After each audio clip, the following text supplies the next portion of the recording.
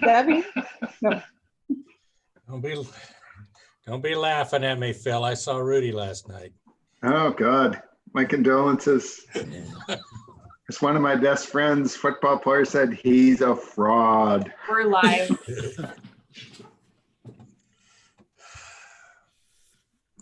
We're live.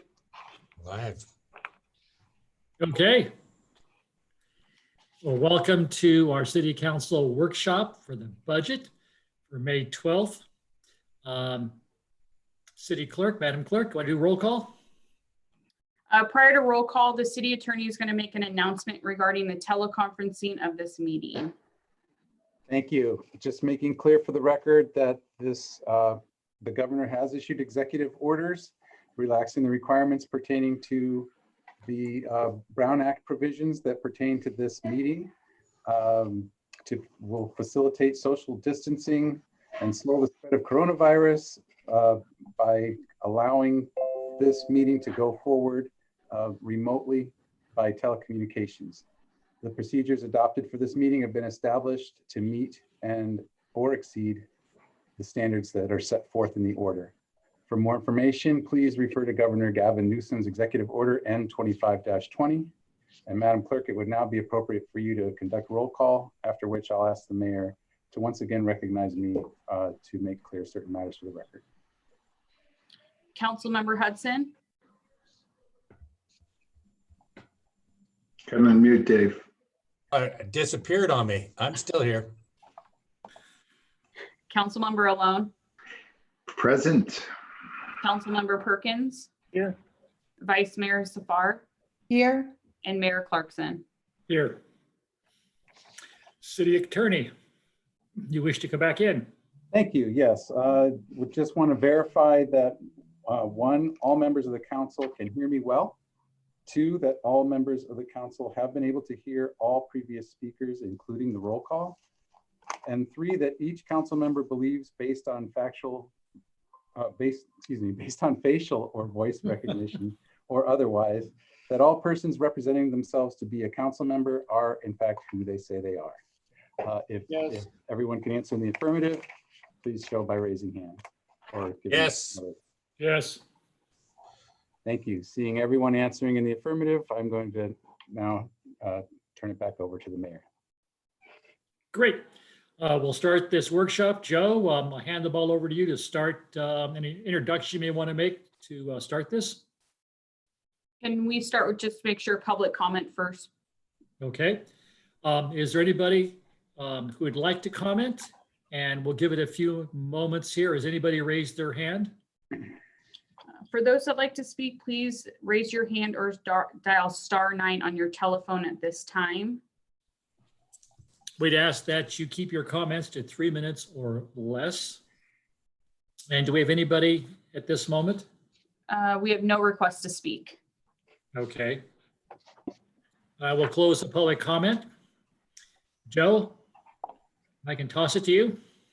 Sure, just you can go in the order of the items presented. Today we want to present to you a conversation on our other post-employment benefits.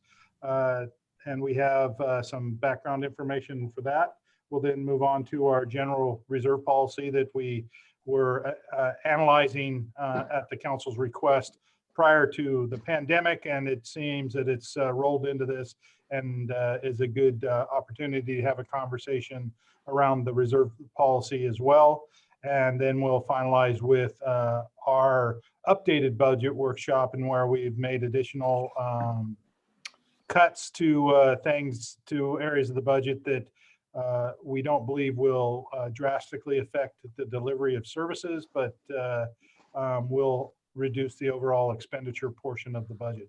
So with that, I'll turn it over to Eva, and she can introduce her guests as well as provide any other background information. Thank you. Good afternoon, Mayor and City Council. The city is required to have an OPEB actuarial evaluation every 2 years. We contracted with Independent Actuaries, Inc. To do that actuary evaluation. This is their first year doing the evaluation for us. The valuation report is now complete and will need to be submitted by June 30th to stay in compliance. So I would like to introduce to you Steve Dyes with Independent Actuaries. He will go through the report and answer any questions you may have. And I'm going to share my screen and pull up the actual report.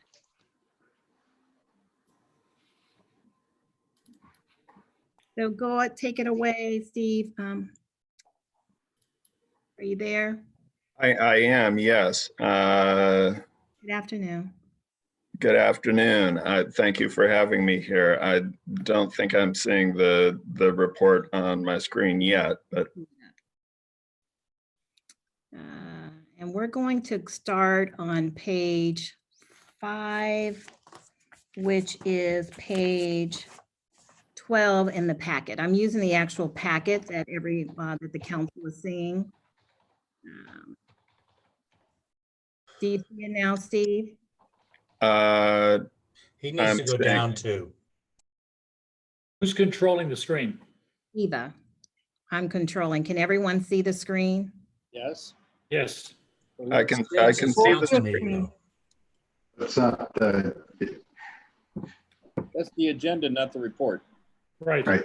Agenda, but it's the report within the agenda because it has packet numbers and I wanted you guys to be able to refer back to the packet number, page number. Okay. Eva, we also see your files. So we're seeing the agenda and your folder. Okay. Let me do If you've this. got two screens. Let me just go to the actual file.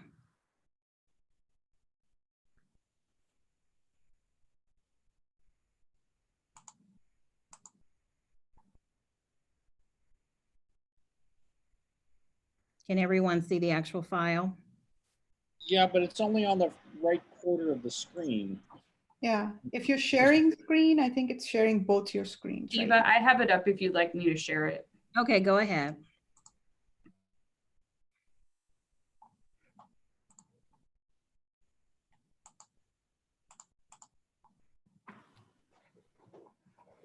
There we go. Okay, perfect. Thank you. And thank you for inviting me to participate in the meeting here. We could likely spend a couple hours going through the intricacies of this report to give everyone a good understanding of what's going on here. I'm not going to subject you to that. I'll do the best I can to give a 15-minute overview. Feel free to ask questions along the way, or I'll also open it up to questions at the end. But let's start in here.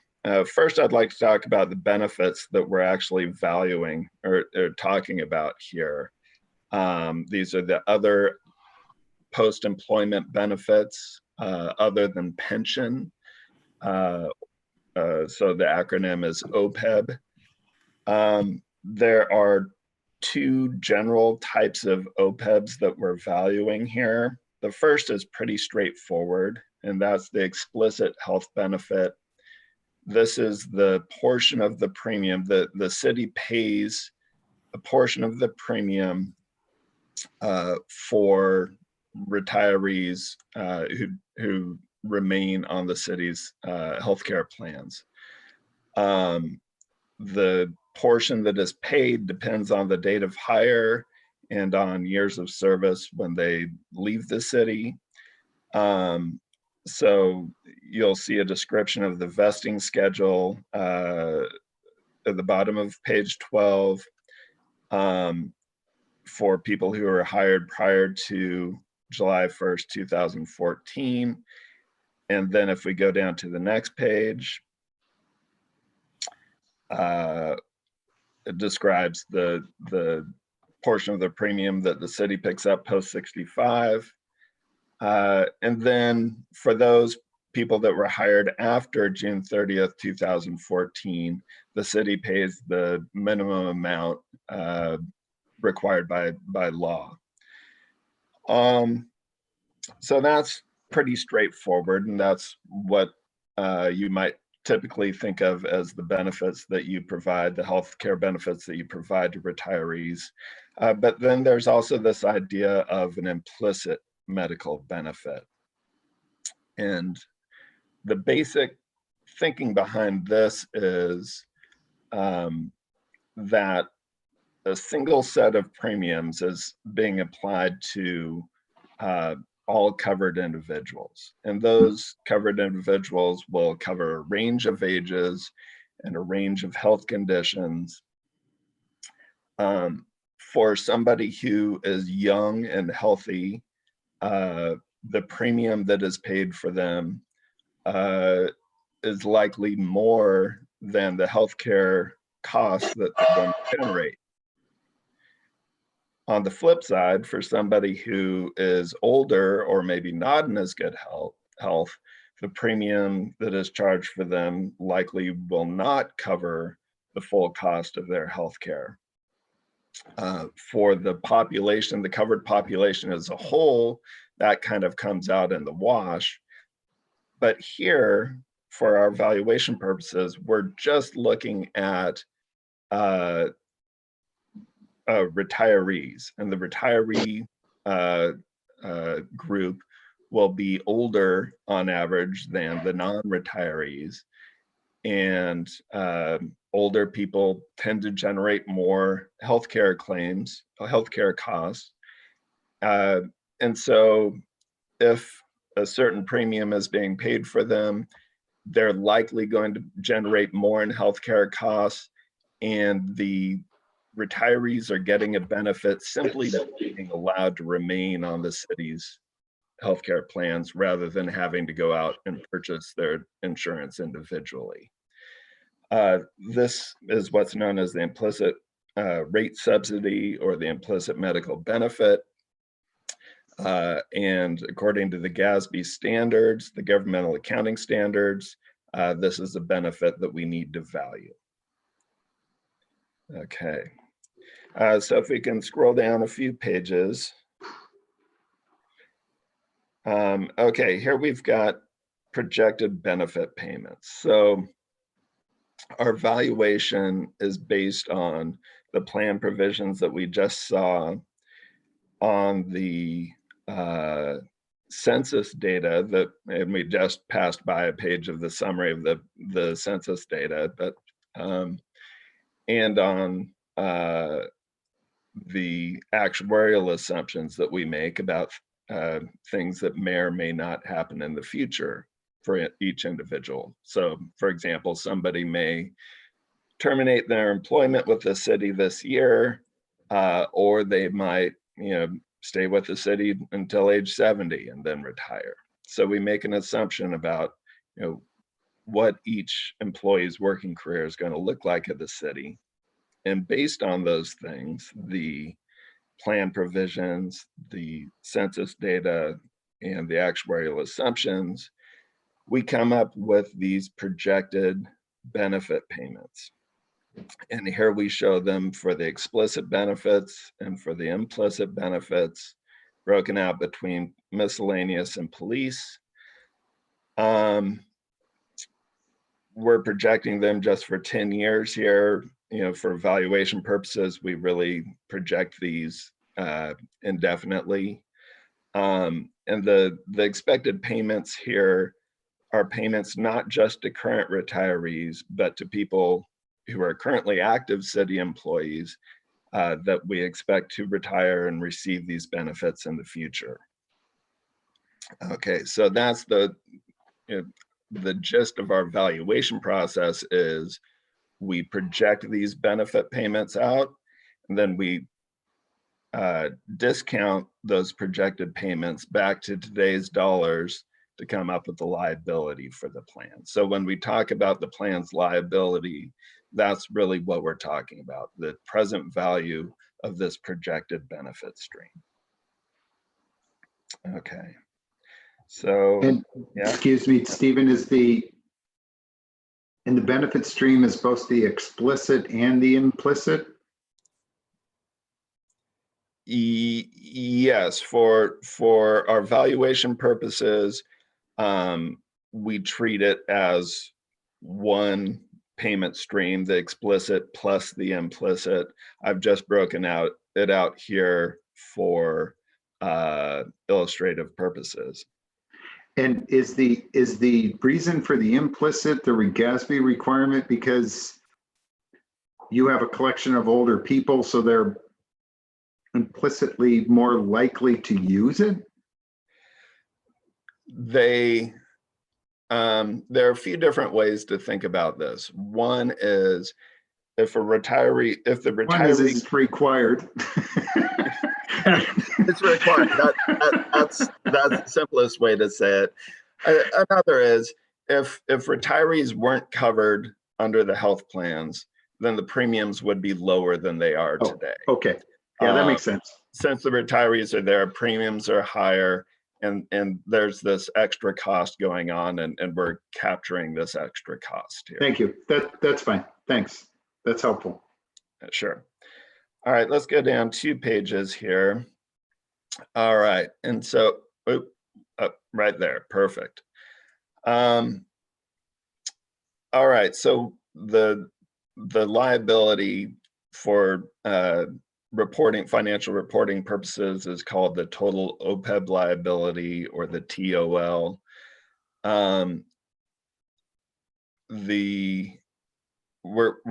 Our current measurement date is June 30th, 2019, and that's the liability that you're going to report on your 2020 financial statements. The GASB allows us to have this 1-year lag between your reporting date and your fiscal year end. And so this shows the development of the total OPEB liability over the 2018-19 fiscal year. The liability at the beginning of the year was calculated by the prior actuary.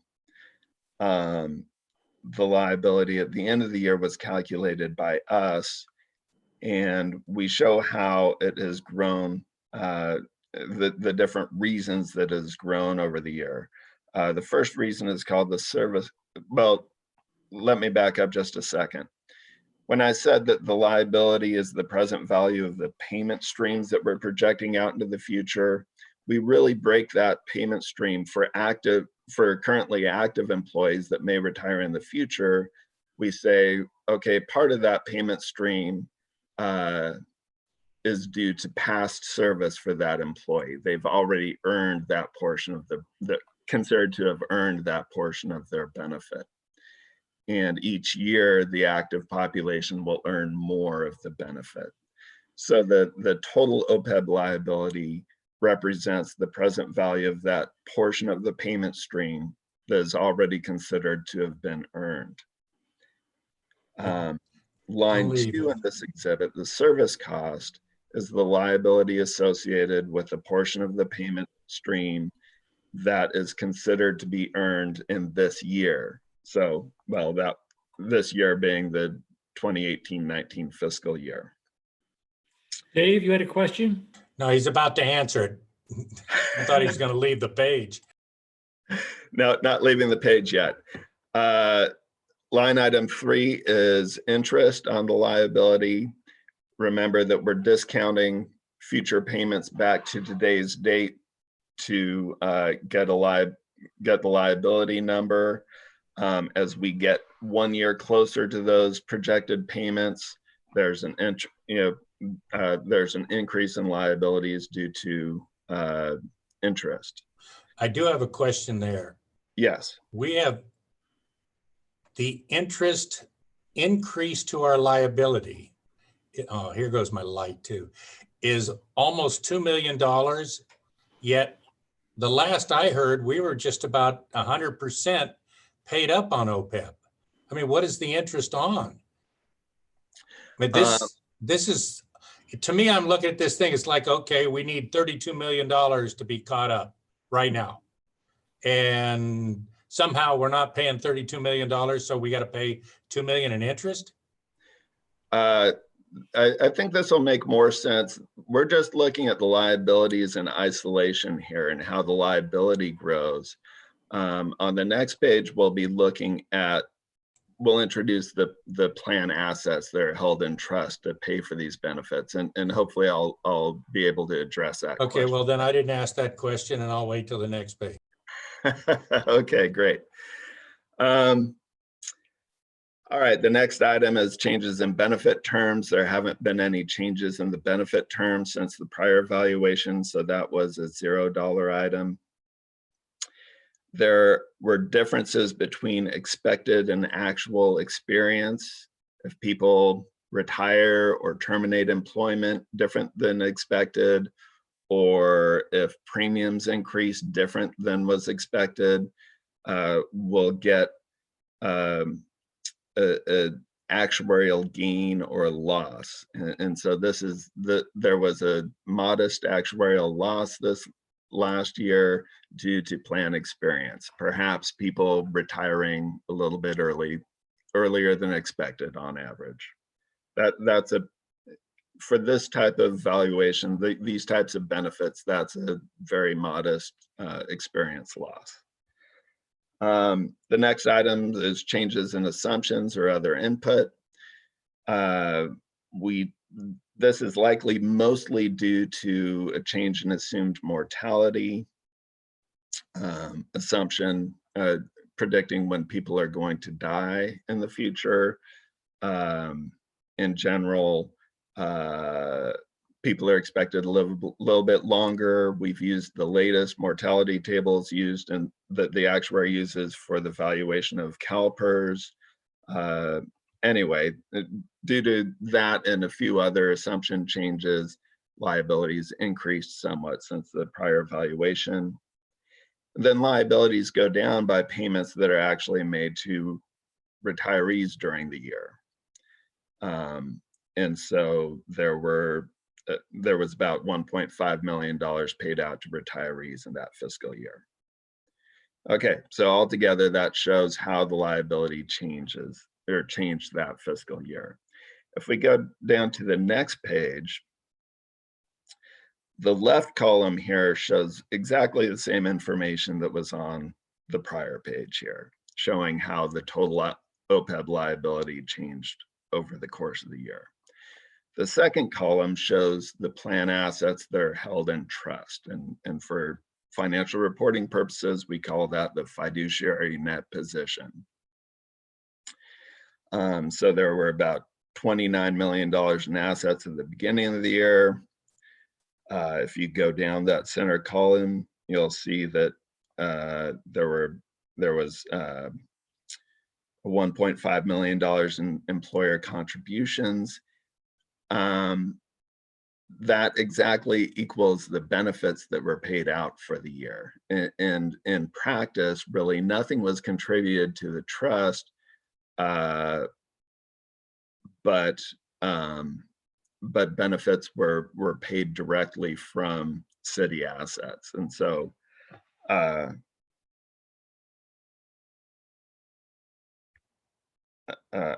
that's why those numbers are equal. It was as if the city contributed to the trust and then benefits were paid out from the trust immediately. So Dave's point earlier, then we continue to pay that $2 million in interest? Okay, so Do it. we can draw a few parallels here between how the liability changed over the year and how the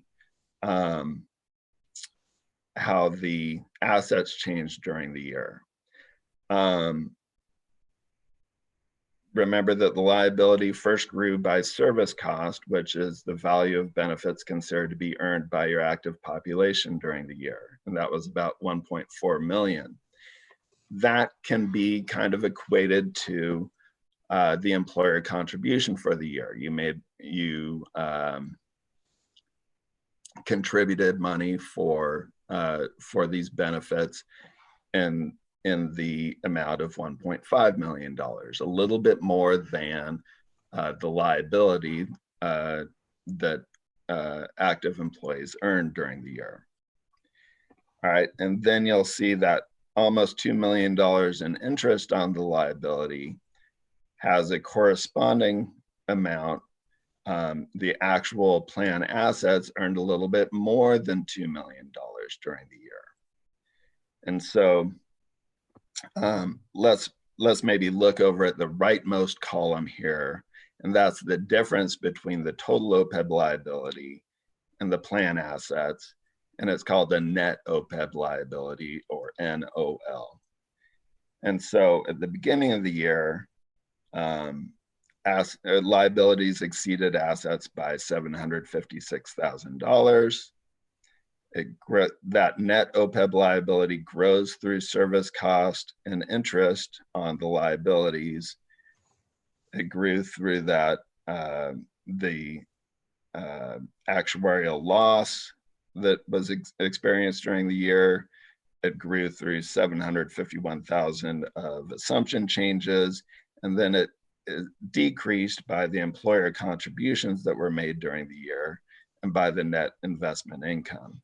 So yes, the liabilities are growing by about $2 million, but your assets can be expected, you know, unless they take a big loss, your assets can be expected to grow by a similar amount each year. And those two items kind of offset one another.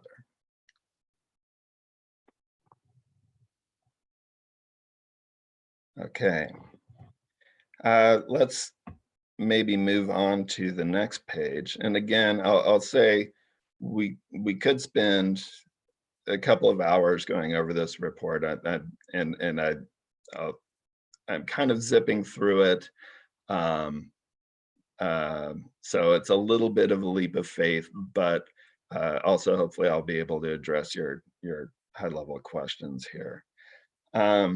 This is really just a disclosure exhibit to show what the impact of a change in our discount rate assumption or a change in our healthcare trend rate assumption, how healthcare costs are going to increase in the future, how increasing or decreasing those assumptions impact the liabilities in the plan. So this is just it's just a footnote disclosure item. Okay, and this next page shows the same information as 2 pages ago, but for the last 3 fiscal years. This again is it's required supplementary information in your financial statements, and just intended to show kind of what the financial health of the plan. So as you'll see in line item 17, a couple of years ago, the net OPEB liability was negative. In other words, there is a net OPEB asset since assets exceeded plan liabilities at that time. Over the last couple of years, you know, we see how liabilities have changed, we see how assets have changed, mainly due to the fact that there wasn't much of an employer contribution in the 2018 fiscal year. The employer contribution that year was only $232,000. The funded status of the plan has deteriorated a bit. And so, of course, to improve the health of the plan, you know, we would suggest that you can continue to contribute to the plan at a reasonable level, and we'll get to that reasonable level here in a couple of slides. Yeah, and I just want to interject that we had stopped making the annual payment to the trust and start using funds from the trust to reimburse ourselves. So that's when we start going down. And I think I mentioned to you at another budget workshop that we were like 97% funded, and we're now 95% funded. So at a future meeting real soon, I want to come back and kind of talk to the council about a possible funding policy. Do you want to stay above, you know, 90%, 95%, or whatever that percentage would be? But that would be a discussion I'll have later with the full council. Thanks, Eva. And I'll also say Yeah, there may have been a misperception that when explicit benefits were effectively eliminated, besides the minimum amounts required by law for employees hired after June 30th, 2014, that the plan was 100% funded, perhaps at that time, that future contributions to the trust were not going to be required. And that's not true. People that were hired prior to 2014 continue to earn these benefits. And that means that future contributions will be required if you want to keep the plan's funded status from dropping. All right, let's go down. Okay. This gets pretty far into the weeds, but it basically means that these are deferred inflows and outflows, and it basically means there is a net OPEB liability that we saw as of year end that we saw on the prior page. That net OPEB liability doesn't all get recognized in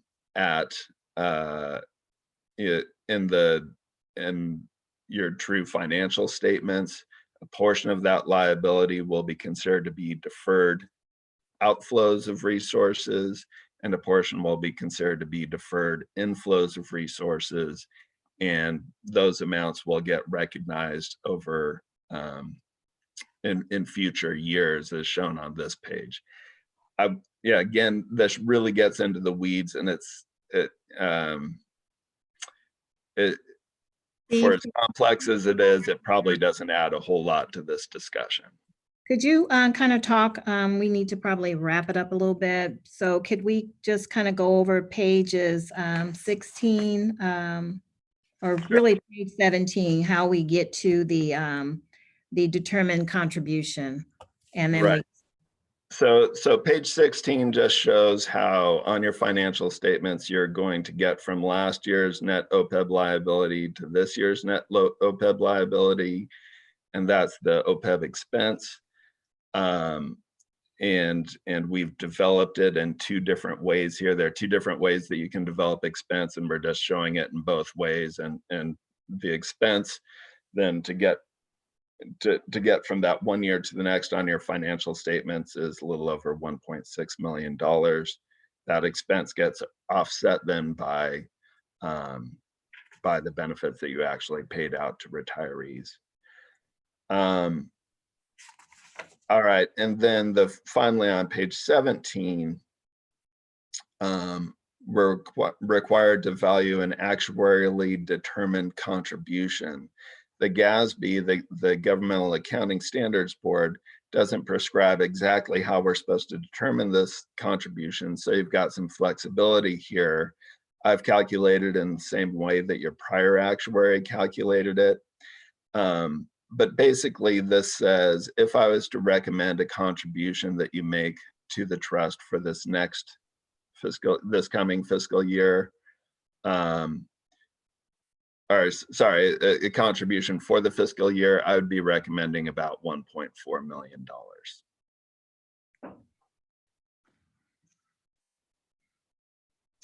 And that's really it for the remainder of the report. Describes our actuarial assumptions. Earlier in the report, before page 5 where we started on the report, there's some discussion and analysis. But that's really the meat of the report that we went over just now. Thank you, Steve. Does the council have any questions? I do. Eva, can you go back to page 20? Right Where'd there. you go? I think you went past it. That's page 2 up, 2 more, 1 more. There.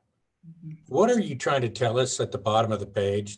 Thereafter, 234,000, or are those in thousand? Yeah, what is that? So this is where I was saying that this gets pretty complicated and into the weeds, but it just says, all right, if you've got actually, can you page up just, all right. So as of the end of the year in line item 17, in the middle column, we see that the net OPEB liability at the end of the year is $1.56 million.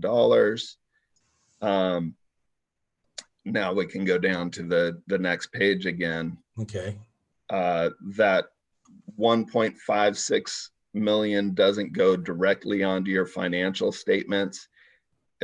This page says that, well, $863,000 of that you're going to be actually introducing to your financial statements in future years. That's the deferred outflow of resources. And then the column on the right says, well, and there are $238,000 in deferred inflows of resources, which will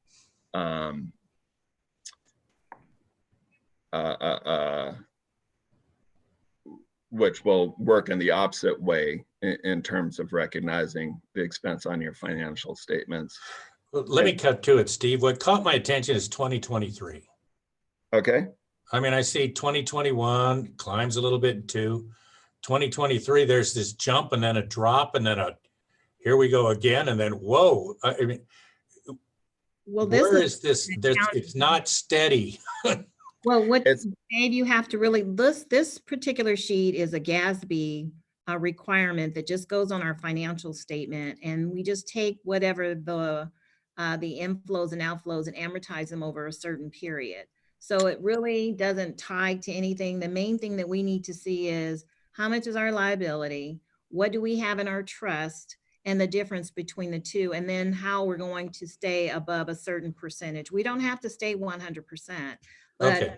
what do we have to do to, how much do we contribute to the trust every year to keep it at a level that the council is comfortable at? I'm fine with that, Eve, but when I see something like that, I go, okay, what's going to happen in 2023, or what did we do? And you're just counting, and it's not waving our hands at a little bit, but I'll say, behind these numbers are, well, if we go up again to the previous page, sorry. All right, so any changes in lines 5 and 6 on this page for the last 3 years, and there have only been changes in this last year, are amortized over a certain number of years. In this case, I think it's 10 or 11 years that we're amortizing those changes and just saying, okay, we don't need to recognize those losses, those increases in liability immediately. We're recognizing those over time. And then in line 12, we see the net investment income on the assets. Well, that hasn't, we assume that assets are going to grow, I think at 6% each year. Assets haven't grown steadily at that rate. Some years it's a little bit higher, some years it's a little bit lower. The difference between the actual return and the expected return is amortized over 5 years each year. So we've got these different amortization bases that are being recognized at different times. So you will see some fluctuations up and down on this amortization schedule of when you're going to actually recognize these costs. But this is a financial statement construct. It's not,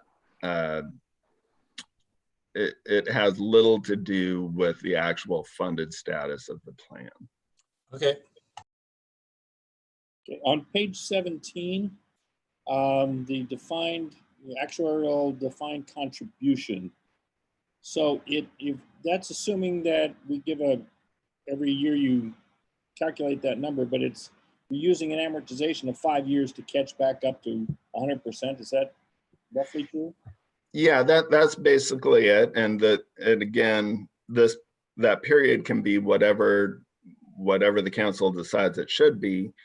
But this is saying, yeah, if you want to bring us back up to, if we have a target of increasing back to 100% within 5 years, this is the path to get there.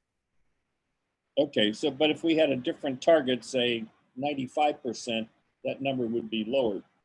Because Correct. we're currently at 95%, but it's going to take something to stay there.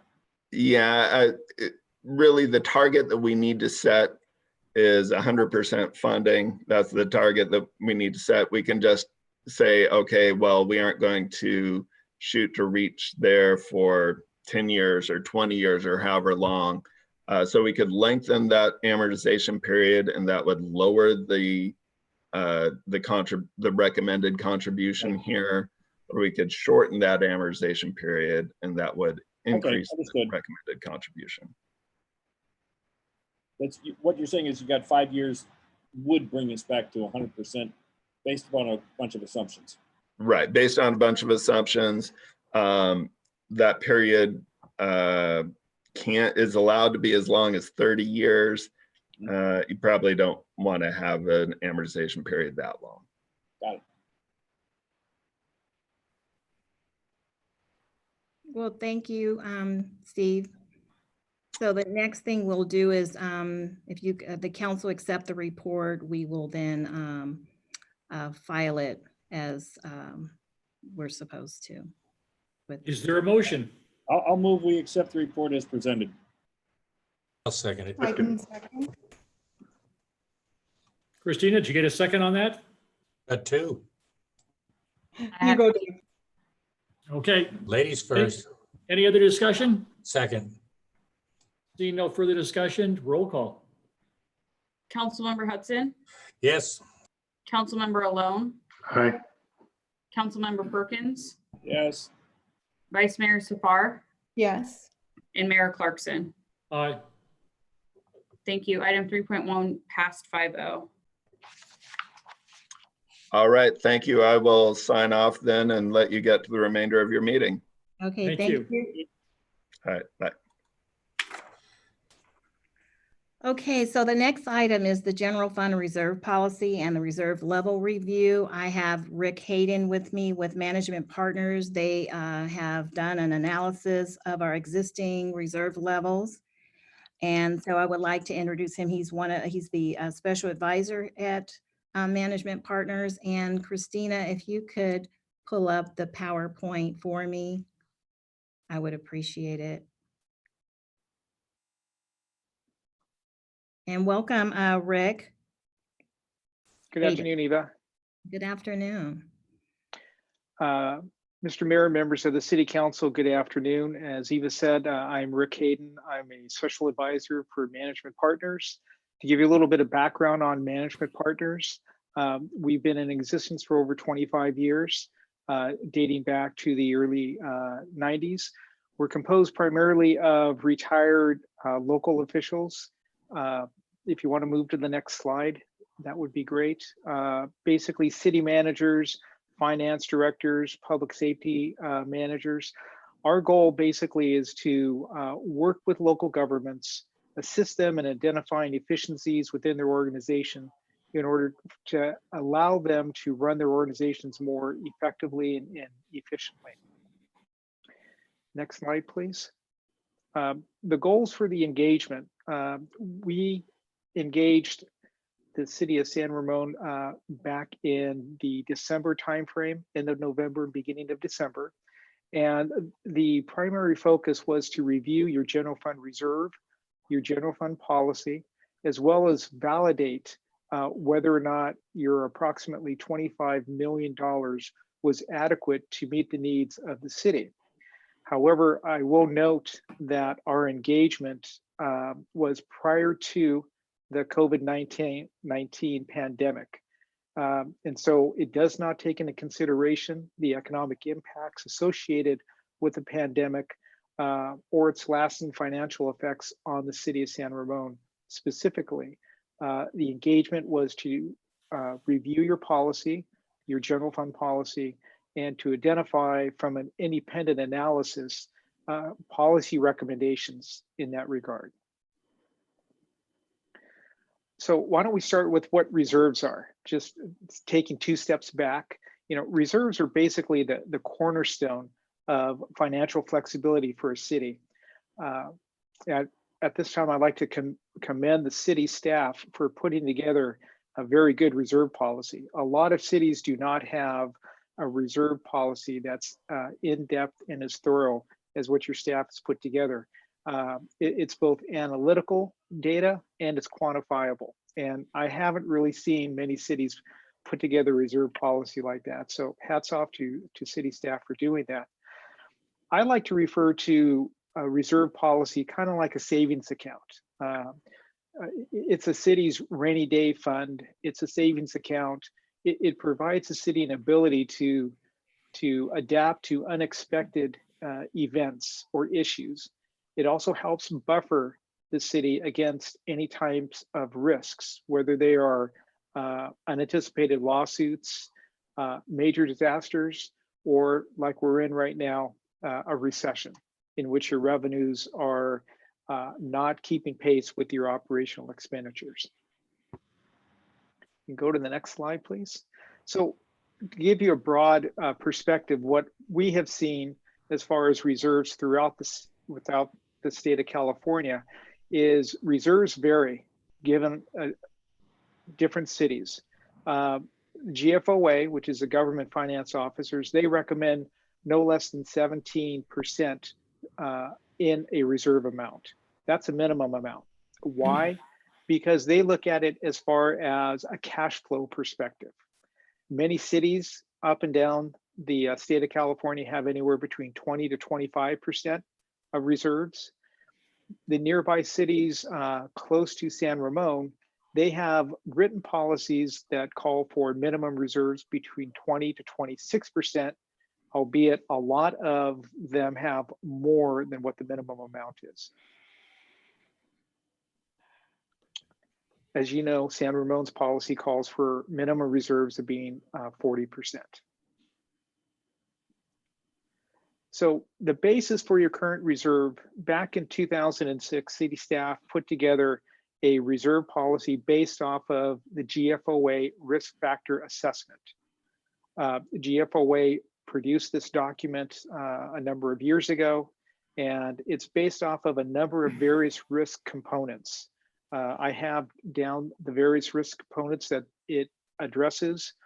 Vulnerability to extreme events. Those could be major disasters, floods, earthquakes. Revenue source stability. That could be like what we're in right now. Fluctuation in revenues, a recession, expenditure volatility. Those can be anything from an unexpected lawsuit to spiking pension increases. Unfunded liabilities could be anything from pension liabilities to outstanding debt. Liquid risks basically is a cash flow issue that you're dealing with. Other fund dependency issues. Your policy is unique in that you have two other funds that are dependent on the general fund. One of them is the debt service fund, and the other one is the Doherty Valley Fund. And then unfunded capital projects. All those equate into quantifiable data that your staff was able to put forward back in 2016 to the City Council for your adoption. Next slide, please. So based off of that risk factor assessment, the city identified a worst case scenario of $12.3 million in revenue loss. Another worst case scenario of setting aside $4 million for expenditure volatility. Those two numbers combined equaled a little bit over $16 million. At the time, you had roughly $42 million operating expenses in the general fund. So it resulted in around a 39% recommended reserve. The City Council decided on increasing the reserve to around 40%. And that fund also takes into consideration funding sources for the Doherty Valley Fund and also the Debt Service Fund. Next slide, please. So your 40% goal, as far as is it adequate, you can see before you, you have roughly 24, almost $25 million in your general reserves. Your goal at 40% of prior year expenditures is only 18 million. So you do have adequate funding to meet your reserve goal of 40%. You've actually been able to meet this 40% requirement for the last 4 fiscal years, dating back to 2015, 2016. So when you take a look at the setting of reserves, that's pretty tricky to do. The setting of a minimum reserve is what I refer to as a balancing act. You don't want to artificially set it too high of a minimum reserve amount, because some people fixate on a certain percentage, or they like a high percentage of a reserve. And during the tough economic times like what we're facing right now, or during a severe recession, if you have an artificially high reserve, you may be setting it so high that it's at the expense of services or operating reductions. And so it's a balancing act that you want to do. Most cities have anywhere between 20 to 25 in reserves. Every city is unique. However, when we took a look at your policy and your assumptions, we felt that a 40% minimum reserve was relatively high based on the historical data.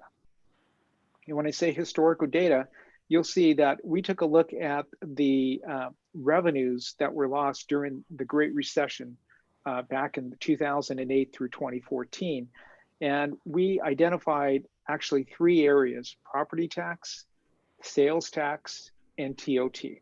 And as you can see from this slide, when the recession hit for property tax, it usually lags for about 18 months to 2 years, and then it dips down. And it took about 5 years for it to pick back up. It dipped down in 2010, picked back up in 2014. As far as the next slide is concerned, we took a look at transient occupancy tax, which at that point actually is more definitive. It happens more immediately, like what we're seeing right now throughout the state of California with the stay-at-home and the shelter-in-place policies. Transient occupancy tax dipped in 2009, and it took until 2013 before it got back up to historical norms. And then finally, sales tax. Took a look at sales tax, and you can see sales tax dipped in 2010, and there again, it took 5 years before sales tax got back to the historical norms that they had back in 2008 and 2009. When we take a look at all of those funding sources combined, it reduced your revenue loss by close to $11 million. It was about $6.7 million over a course of 5 years. And so what we took a look at is, if we factored in that $10.7 million loss in your actual reserve policy, as opposed to the 12.3 that you used prior in the next slide, you'll see that with the 10.7 million in the actual revenue loss, coupled with the 4 million that you want to set aside for the expenditure volatility, that would have adjusted your minimum general fund amounts from 40% to 35%. However, in our estimation, you also need to take into consideration expenses in the Doherty Valley Fund. And so when you do that, you would be taking a look at approximately $2 million in reserve amounts that you would need to set aside to protect those assets from a cash flow perspective. That would adjust your minimum general fund amount from 40% down to 36%. Before you step any farther, Phil alone has to leave this meeting in about 4 minutes. I wanted to give him a chance to give any input, Phil, before you leave. Sure, thanks. This pretty much fits with when we looked at it a few years ago in terms of the 35 versus 40%. I had read this previously. I think in many respects, the most important aspect of this are some particular terms that you're recommending later on that I think make a lot of sense. Expected versus the historical thing. You're always sort of chasing this obscure thing. And, you know, if it went from 40 to 36%, it's makes sense to me based on where we've been.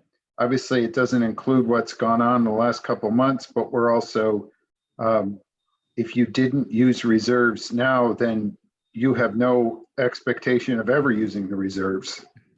So what's the point of them if you aren't going to be using them now?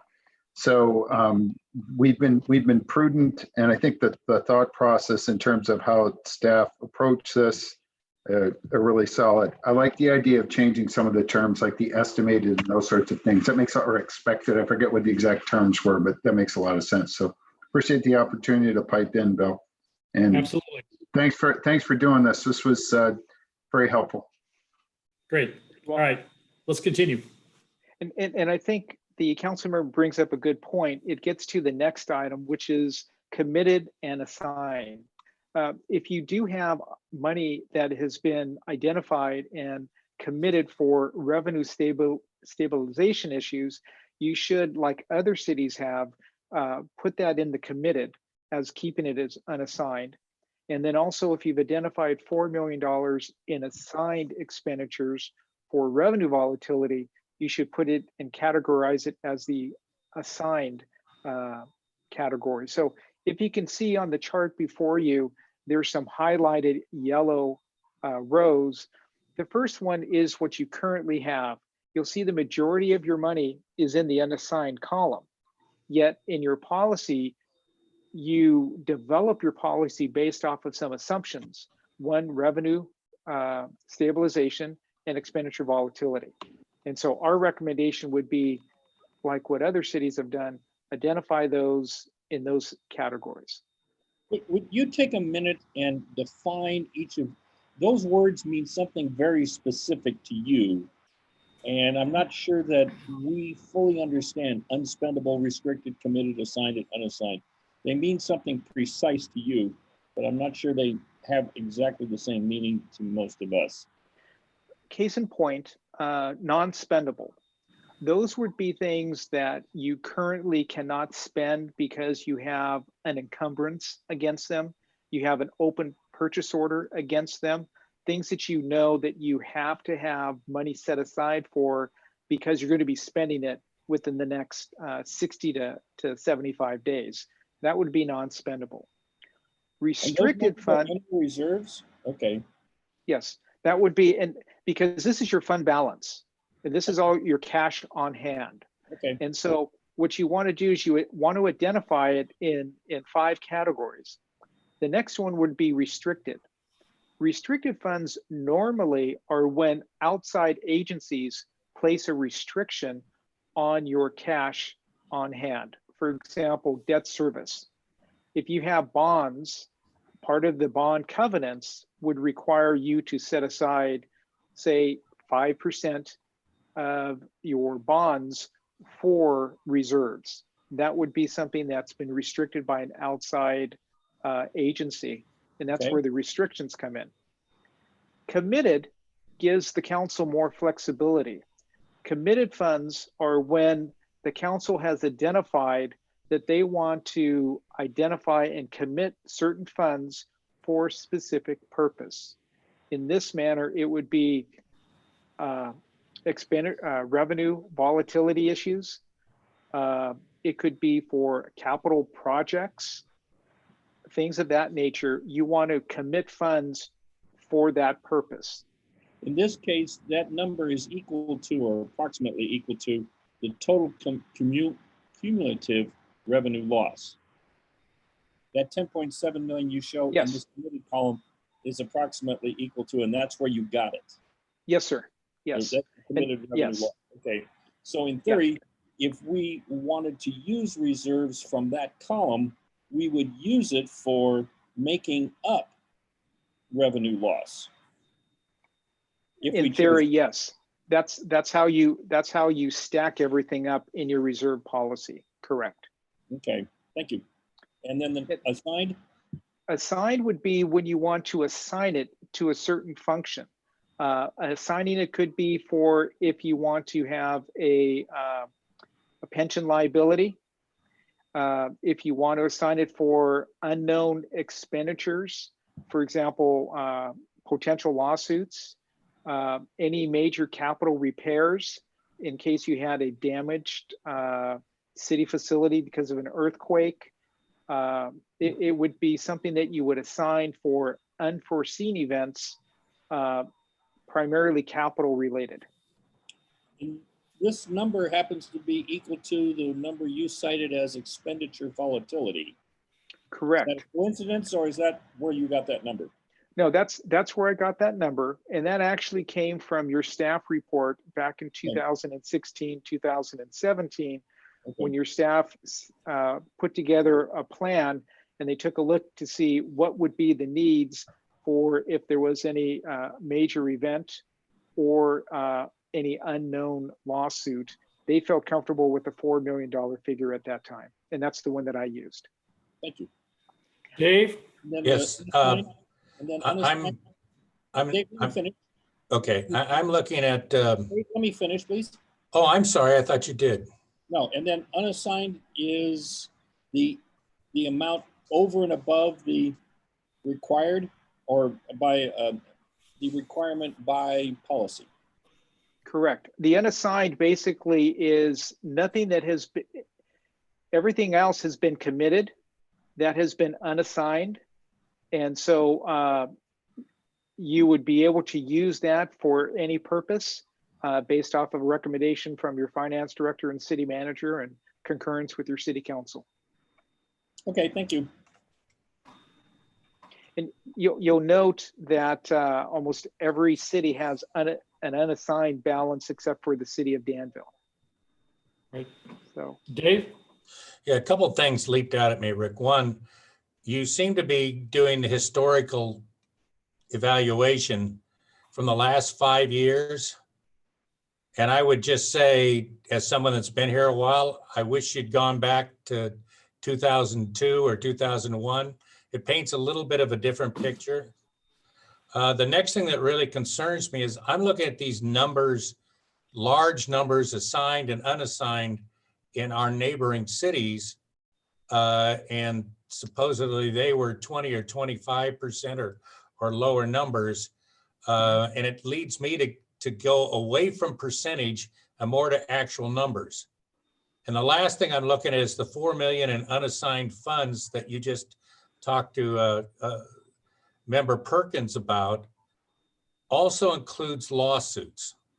And if I have that correct, I also sit on the Bay Area Air Quality Management District, and we just got hit with one of those lawsuits, which I thought was like a $4.50 lawsuit until it got to 3.6 million and rose from there. I don't know if the assumptions that I think you're hearing from staff, so I'll put this one on you, Eva and Joe, are what I want to be comfortable with. I don't feel as comfortable as Member Alone did before he left about reducing this. And at some point, we're going to have to start looking at what the actual number is now. And what I've been talking about for years, if we go up in what our expenses are, operating expenses, at some point, it's harder to get back to a larger number than it is to come down. So I will be resisting going below that 40%. I do have a question regarding when you look at like the Dublin line and you see these numbers, 47 million, 60 million, 61 million, those are really big numbers. But they have do they have a much bigger budget than we do? yes. Okay. Yes, they do. They also have a lot of volatility, I suspect, because they have a number of car dealerships. And so their sales tax revenue varies widely, and particularly during recessions, they really can take a hit on sales tax, as does Pleasanton. I don't know, with the 60 million sitting in there, they could take a hit and Yeah, still stay afloat really well. they've also had a lot of we've taken hits building. too. They've had a lot of building, and that generates a lot of new revenue. Go ahead, Rick. Okay, so moving on, that's my primary recommendations. I have a couple other, I would refer to them as housekeeping items. One would be in the actual document itself, your policy, replace the word actual with estimated. When you have to calculate your prior year general fund operating expenses, a lot of cities use the estimated term rather than the actual. It may be a definition type of thing, but when you say estimated, it gives staff an ability to put forward a budget with some known parameters. When you put the word in actual, that actually means you have to wait until you're done with your audit. And from an auditing perspective, that's normally not until November, December. Meanwhile, you've already adopted a budget back in July. So from a process perspective, it would be recommended to use the word estimated in the calculation of the prior year general fund reserves. The other one would be to, in your actual CAFR, to clearly identify that the Doherty Valley Fund and the Debt Service Fund reserves are part of the general fund reserves.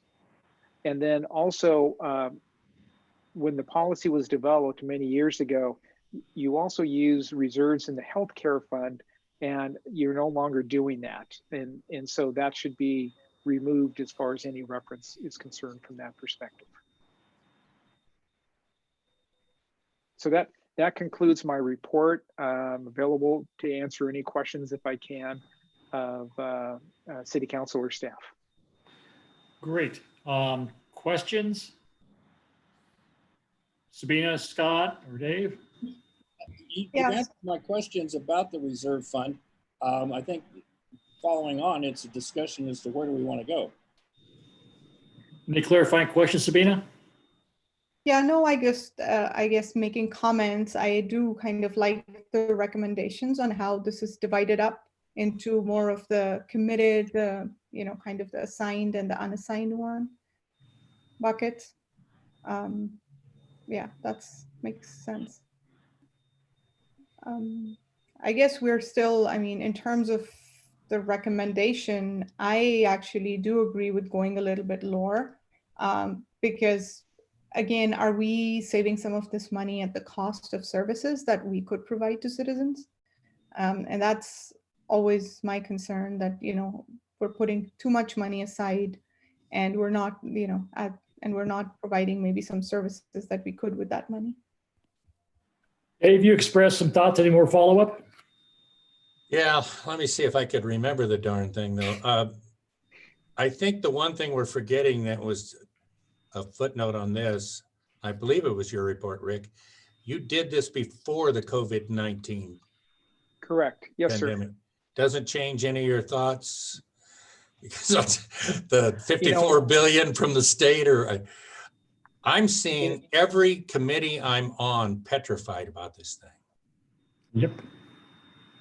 Scott, one of the things I will mention to you, council member, and to staff, is what we're seeing is there's some extreme issues as far as the revenue that is being deteriorated, not only this fiscal year, but next fiscal year as well too.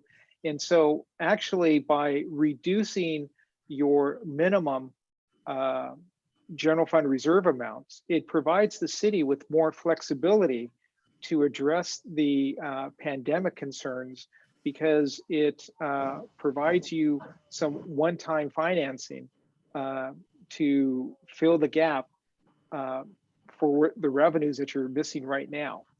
Now, it needs to be stressed that it's only a minimum. My recommendation is saying that the minimum reserve should be 36%. That doesn't mean that you can't have more money in there, because you do have more money in there. You've had, a 40% reserve, but you have access of actually 52% sometimes.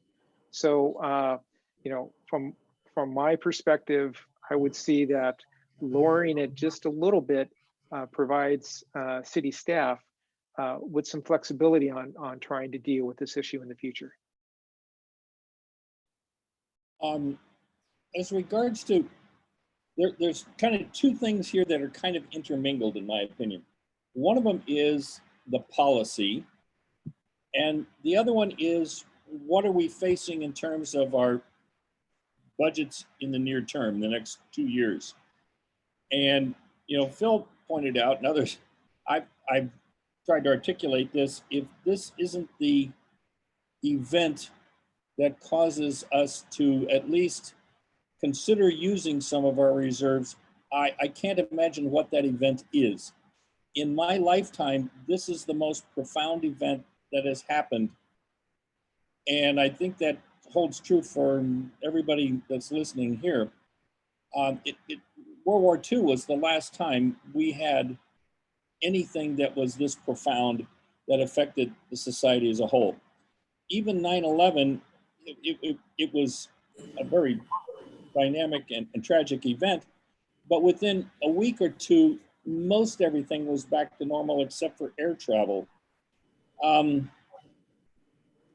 So a policy of 36% or a policy of 40% is a policy, and it allows for use of those funds. A COVID-19 induced pandemic and recession may be the occasion where we choose to use some of those reserves to maintain at least some level of service. Yeah, budget cuts are prudent, and I hope we can find a few, but I think it's also prudent to consider using some reserves to maintain some of our services. That's kind of where I'd like to leave it. Yeah. Great. Even at 40%, right? That's 18 million, you said? If we, yeah. And so we are way above even the 40% minimum, that the threshold that we have. And again, kind of that allows us the opportunity to, even if we were continuing to maintain 40%, be able to use that money for this event right now, based on the budget that was proposed. Easily, right? Without taking a hit. It's my impression that all the work we've done to today is to prepare ourselves for what's happening right now. To both Scott and Phil's point, this conversation about whether we should be 35 or 40 really isn't as material right now, because we're going to be using the reserves.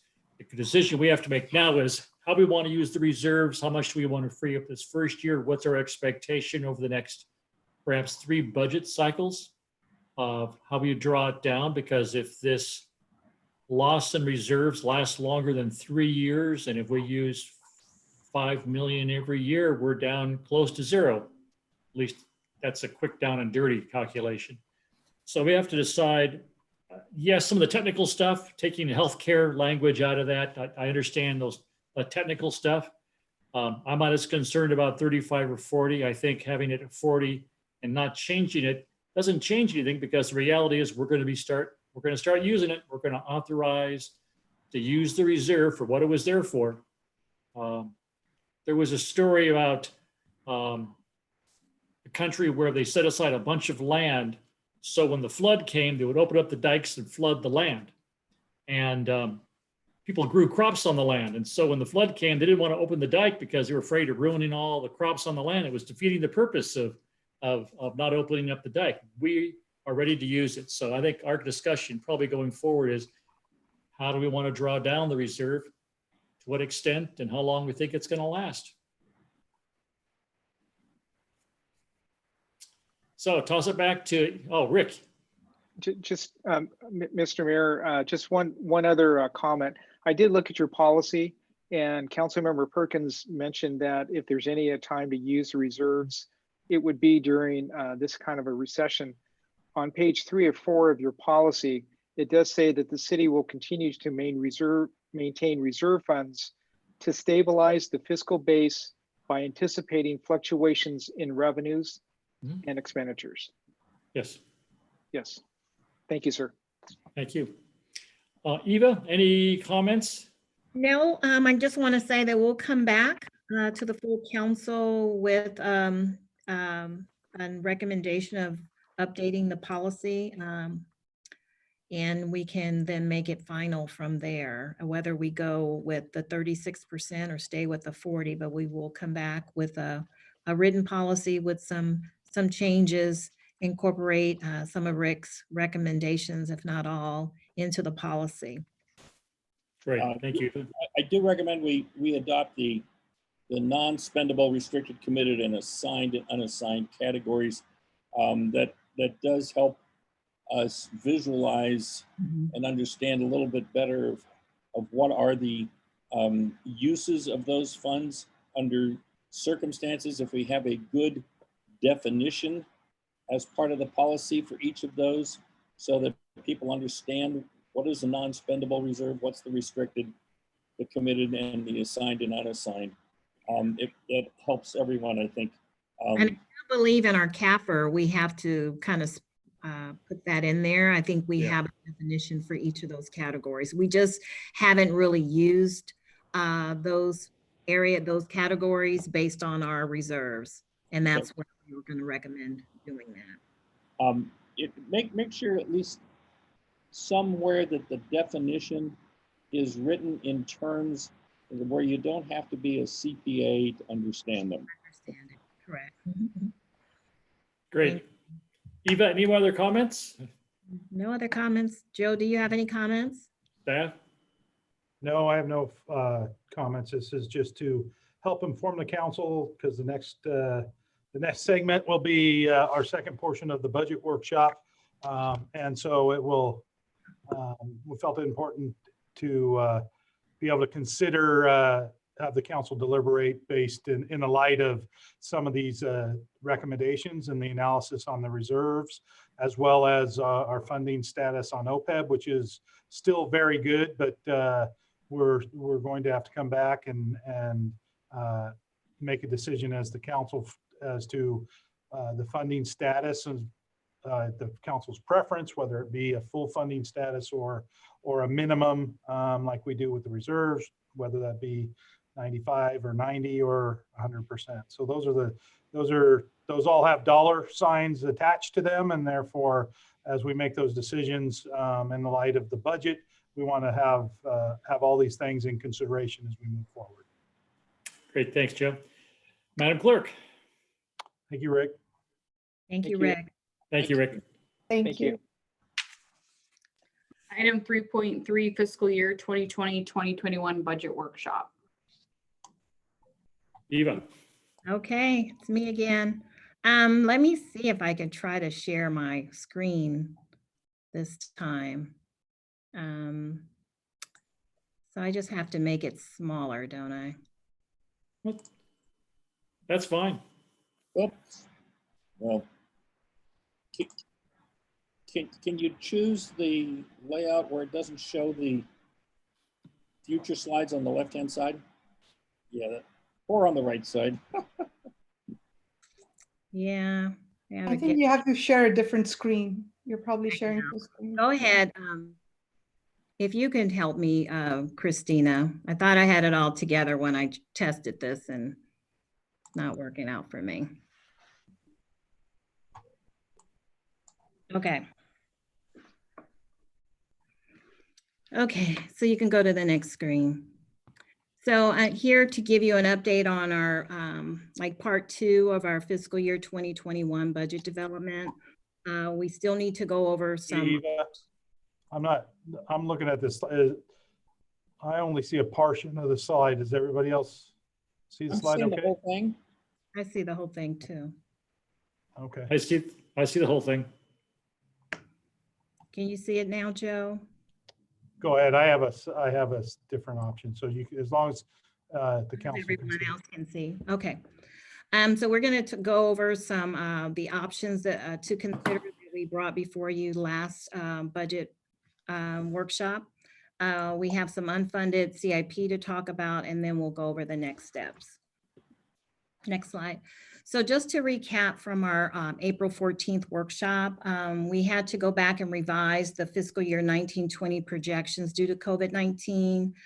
We showed that the reserves was going from 22.3 million to 20.4 million. So a projected loss in this fiscal year of 1.9 million. Next. And then the revisions for the 2021 budget development, we're showing that the general fund revenue estimates was 52.6 million, expenditures 51 million, our net transfers out of 3.6 million.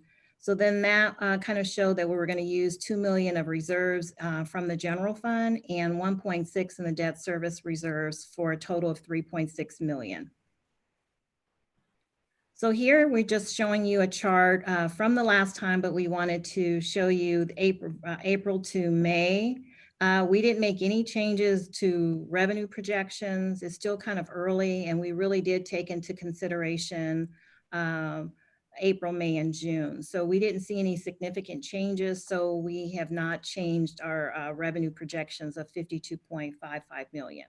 So the projections you showed, particularly on sales tax and TOT, those are the ones I would assume would take the biggest hits. You've already factored that in?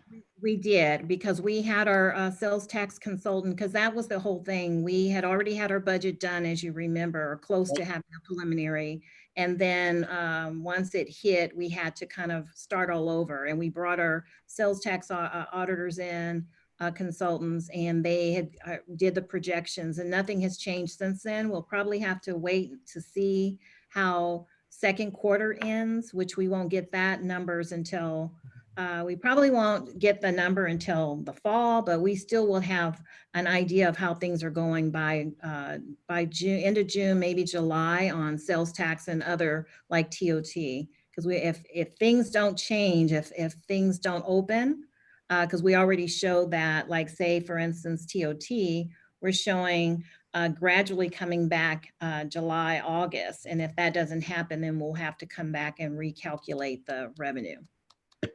And Ava, just to clarify, so property tax, we won't take a hit if people decide not to pay that, because the county will pay us and then they will kind of take Yeah, the they hit. do the billing. They do, when people default, they do the billing. I mean, it will have some effects if it continues to go longer. If our assessed valuation drops, then it's going to affect the amount of revenue that we receive. Okay. Next slide. So on the expenditures, we did make some adjustments, and I have another slide to go over that. We've reduced our expenditures by 360,000. On our net transfers out, we've reduced the net transfers out. So that brought the number back up by 1.55 million. So on the general fund, we were at 2 million of use of reserves, and now we're down to 150,000. Next slide. So this slide is just showing you the changes that we have made since the April budget workshop. We removed the transfer to infrastructure maintenance fund for capital projects. That was something we did because in the CIP, it was no longer, they had excluded that. So I removed it from my numbers. We removed the funding for the 2 new police officers that we mentioned in our last workshop of 349,000. We've implemented credit card merchant fee recovery, where we're going to be charging a fee when people come in to pay for their permits or whatever, or classes, so that we can recover what we are being charged in credit card charges. And also on the stormwater is showing in their proposed budget that they would no longer be able to have an overhead charge that goes to the general fund for overhead costs. So the net of all of that is 1.9 million in changes to the good. Ava, if I can make a quick comment on the credit card. Now with COVID, it seems like that is going to be the norm for going forward, instead, where people can pay online, where people, and checks, I don't know how long checks are going to be surviving. Right. Are we looking at that? Are we considering that as we put in this fee and people come and ask us that, this is the normal way of paying and we're still being charged for it? Well, we're getting charged, and we've never passed that on to the customers. So that's what we're doing, is we're trying to recoup some of the costs that the city is paying for and all the credit card charges. And it will appear as and for credit card, this is what's being charged, just like. We have to really think this through. I meant to talk with those that are taking in credit card charges, like your Parks and Recreation and on the building permit side, to see if we can, because that needs to go separately so we can kind of account for how much is the charges. Because once we do that, then the charges we get from our bank should offset that cost. So it would no longer be an expenditure to the departments. It should just offset the cost that we're being charged. Yeah. No, I understand that. I guess my thing is that we might get, people not liking that, because it's going to, like I said, it's going to become more normal, even more normal, to now do everything through credit cards and online transactions. Yeah, and I think people were doing a lot of that even before COVID-19. I know that we don't get too many checks. We get more credit card charges than anything. And we did look at other cities to see what they were doing, and we tried to, and we're still below some of the neighboring cities of what we're charging for credit card fees. Yeah, no, I understand where I just wanted to make sure I raised that, because we might, get complaints. Okay. So the impact on the use of reserves now with the updates, we're showing only $150,000 of use of reserves from the general fund, and then the 1.6 million use for the debt service payments. So for a total of 1.72 million. So the projected reserves is going to be at the end of June 30th, 2021 of 18.63 million. That's 40.1% of policy or of expenditures. So we're right where we need to be at the current reserve levels that we have. So by just doing some adjustments, we are now at the 40% of expenditures. Next slide. That assumes that we go with option 1 and we make no right adjustments. So, right. So the options today. Go ahead, Scott. I'm sorry. The budget, as you just presented, keeps us at or above the 40% reserves. And so as we go through these next pages and we say, yeah, let's do that, that adds to our, in effect, adds to our reserves. Is that correct? That's correct. Thank you. So option 1, like we just mentioned, use of reserves, not doing any service level cuts. We would need to use 1.7 million to fill the gap and balance the budget. We still wanted to bring forward to you the option 2, service level reductions, and option 3 is to do a combination of use of reserves and service level reductions. Next slide. So our service level reductions are what we had on the list prior, and they came to 2.2 million in expenditure reductions. Next slide. So under the and I'll let each department kind of go over their service level reductions.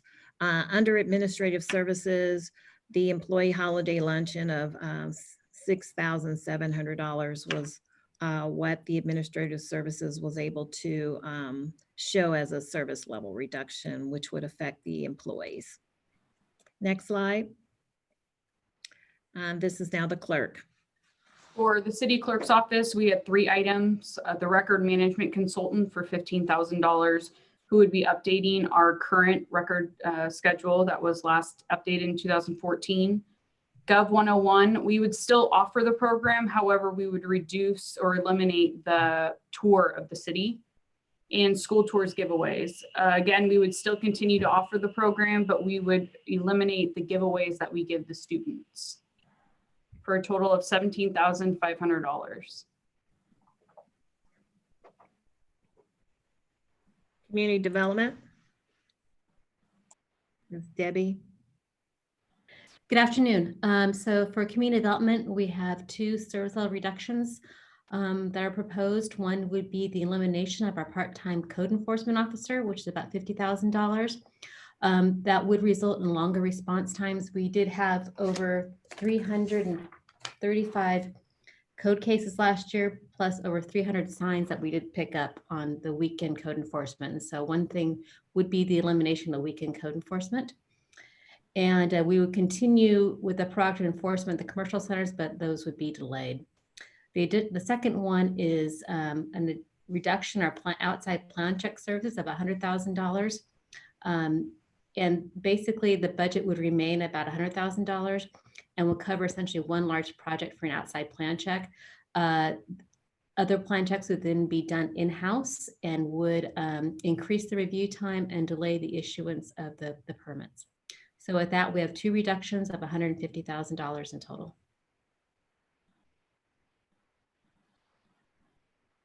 Police services.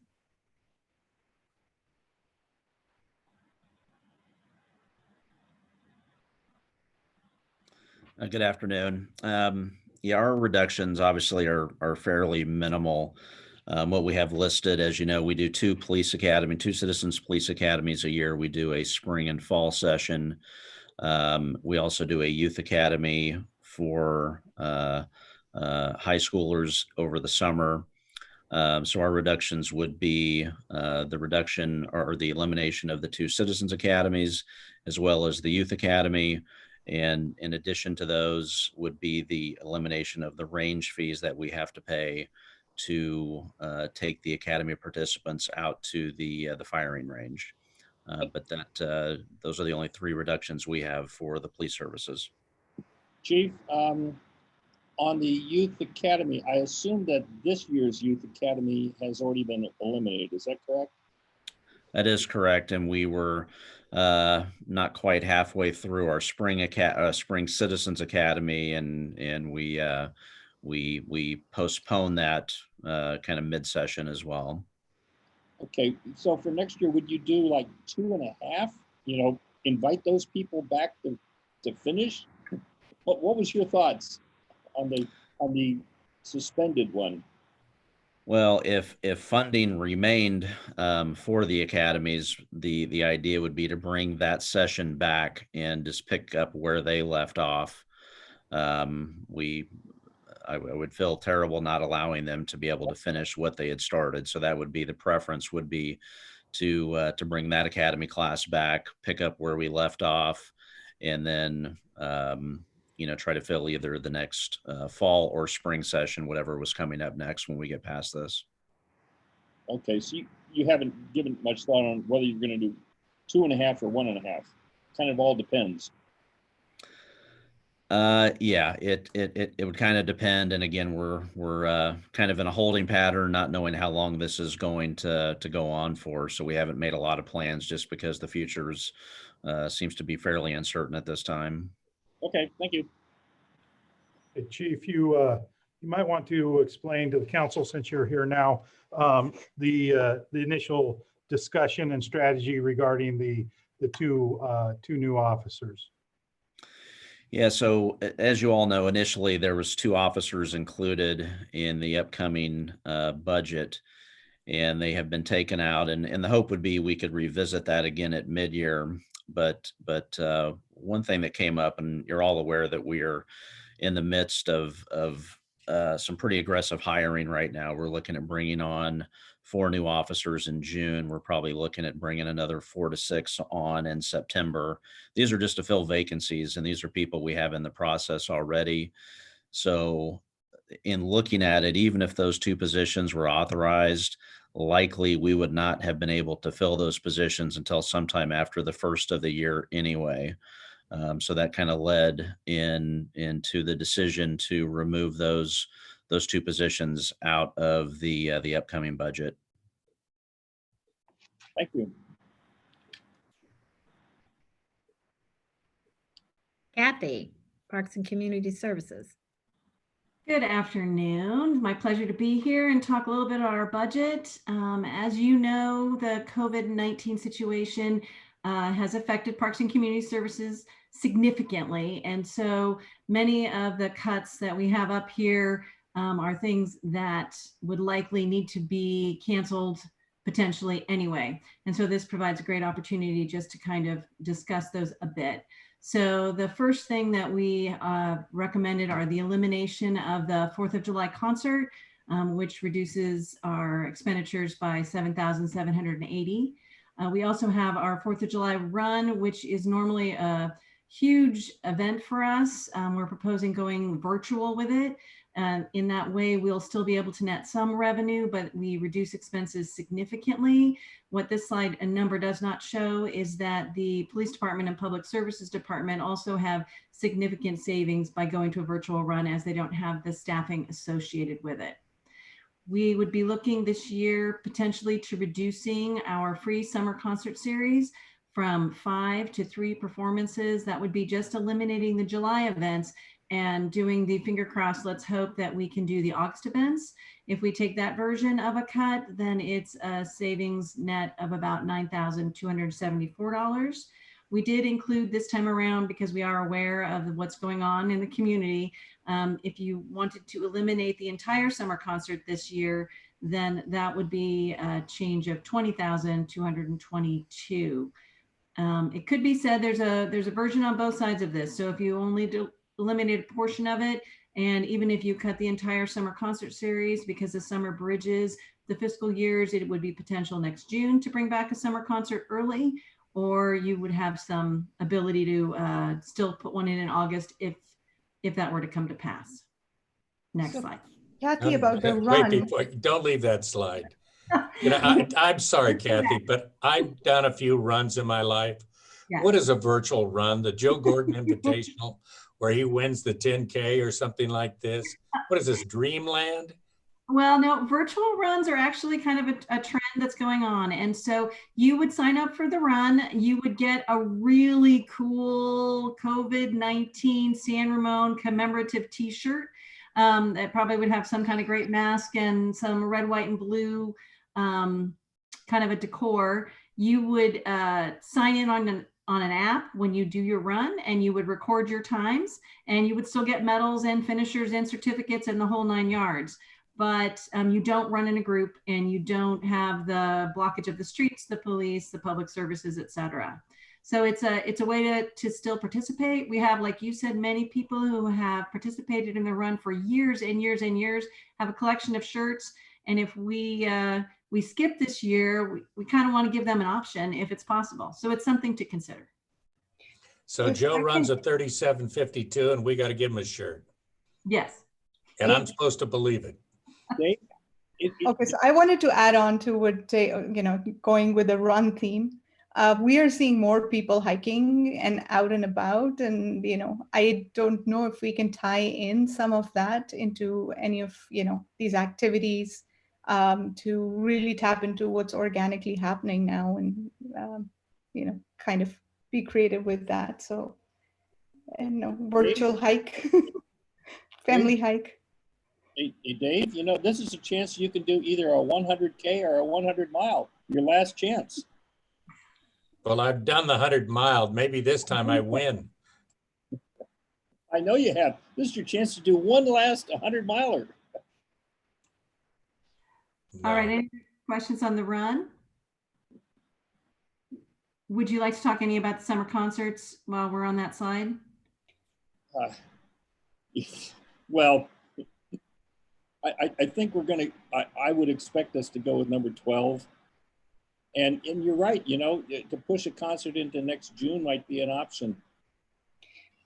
But I think Kathy mentioned last time, maybe have where people are seated 6, feet apart and things like that, social distancing.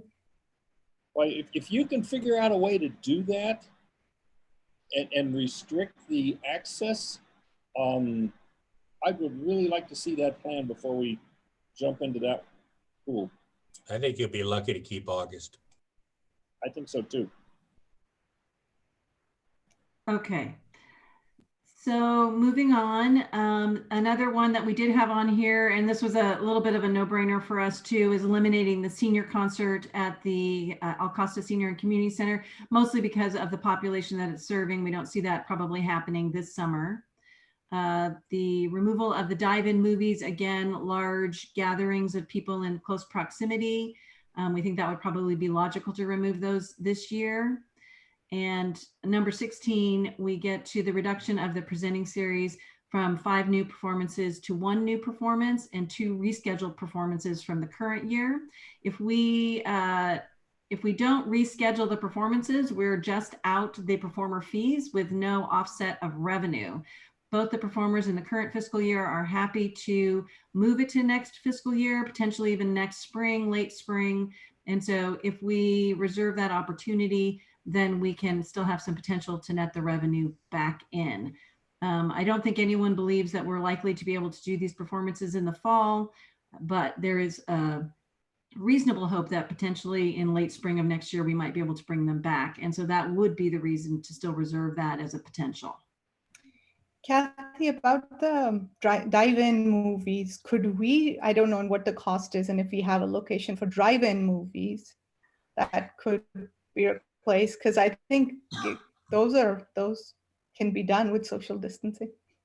Yes, So, you're right. There's lots of cities out there that are playing now with the drive-in movie concept. And it's a possibility. You'd probably have to get a very large parking lot, sound, and some other things, but it is something that could be considered. We do have a screen, and we just have to get movie rights. It's a little more complicated, but could be potential. And then on this, I would call these our tier 2. Those cuts, the first cuts are all ones that I feel are fairly easy to make and logical given what we're experiencing right now. This is, I would consider a tier 2. These are in relationship to our pools. So we were recommending reducing the summer rec swim hours at both pools for a reduction total of 7,700.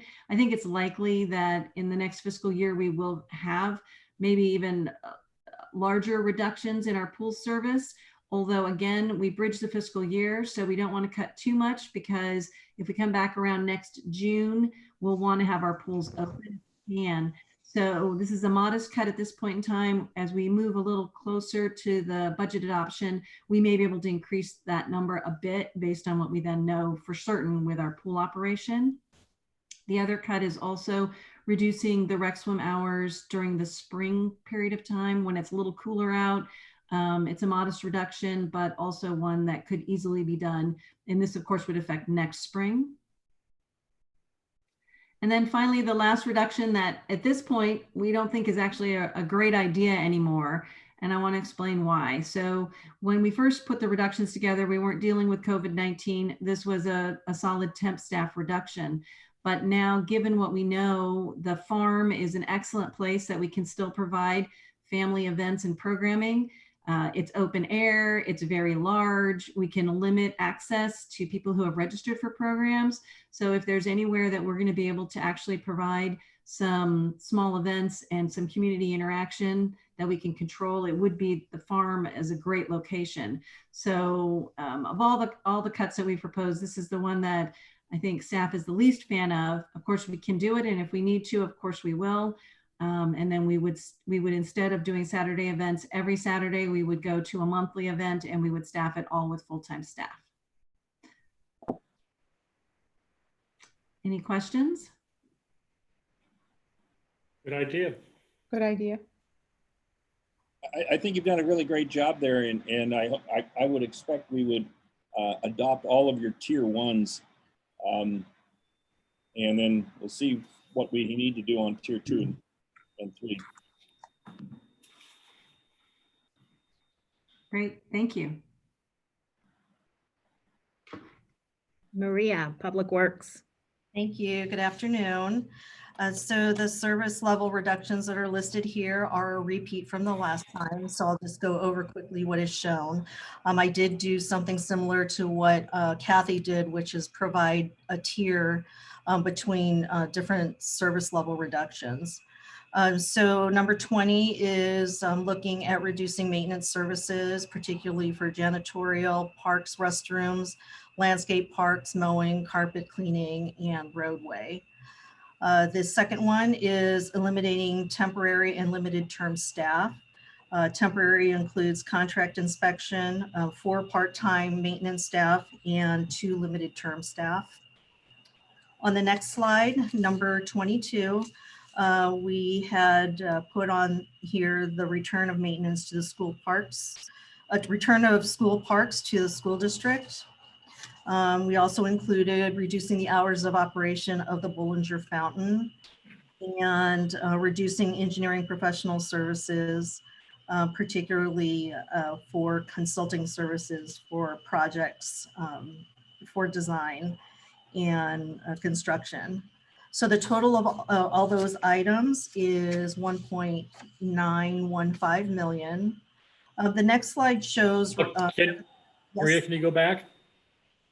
I think number 22 might be tough only because the school district is going through a far worse grinding process and shortfall. They'll not be able to maintain the parks at all. So if we were to actually entertain and do that, the parks would fall into complete disservice. Is that would be our intent? Well, in the following slides, I'll show that we've moved this to the last tier as a possible. Okay. So we're not considering that as an alternative for the first couple of service level reductions. Great, thanks. Of course. Makes sense. So we looked at a couple of revenue enhancements. One is increasing the user fees for maintenance. There is no cost associated with this as of yet. What we're doing is looking at that as an action item for 2021. I'm working with Parks and Community Services as well as the user groups and see what we can come up with regards to user fees. However, we did increase our encroachment permit fees. We were able to squeeze that in and get that into our 2021 fee schedule. Thank you for Christina's help on doing that. So we increased our hourly inspection rate to cover staff costs, and that will provide a revenue of approximately $30,000. So this slide shows the tiers. The first tier, tier 1, is reducing janitorial service frequencies. These are for facilities that will be closed in, partially closed in 2021. So this is really a given that we know that the janitorial services will be reduced because of construction, whether it's at City Hall, there's some areas that will be closed. We have SROP that will be under construction. We're looking at the Doherty Station Community Center. So the 85,000 is a reduction that we can do.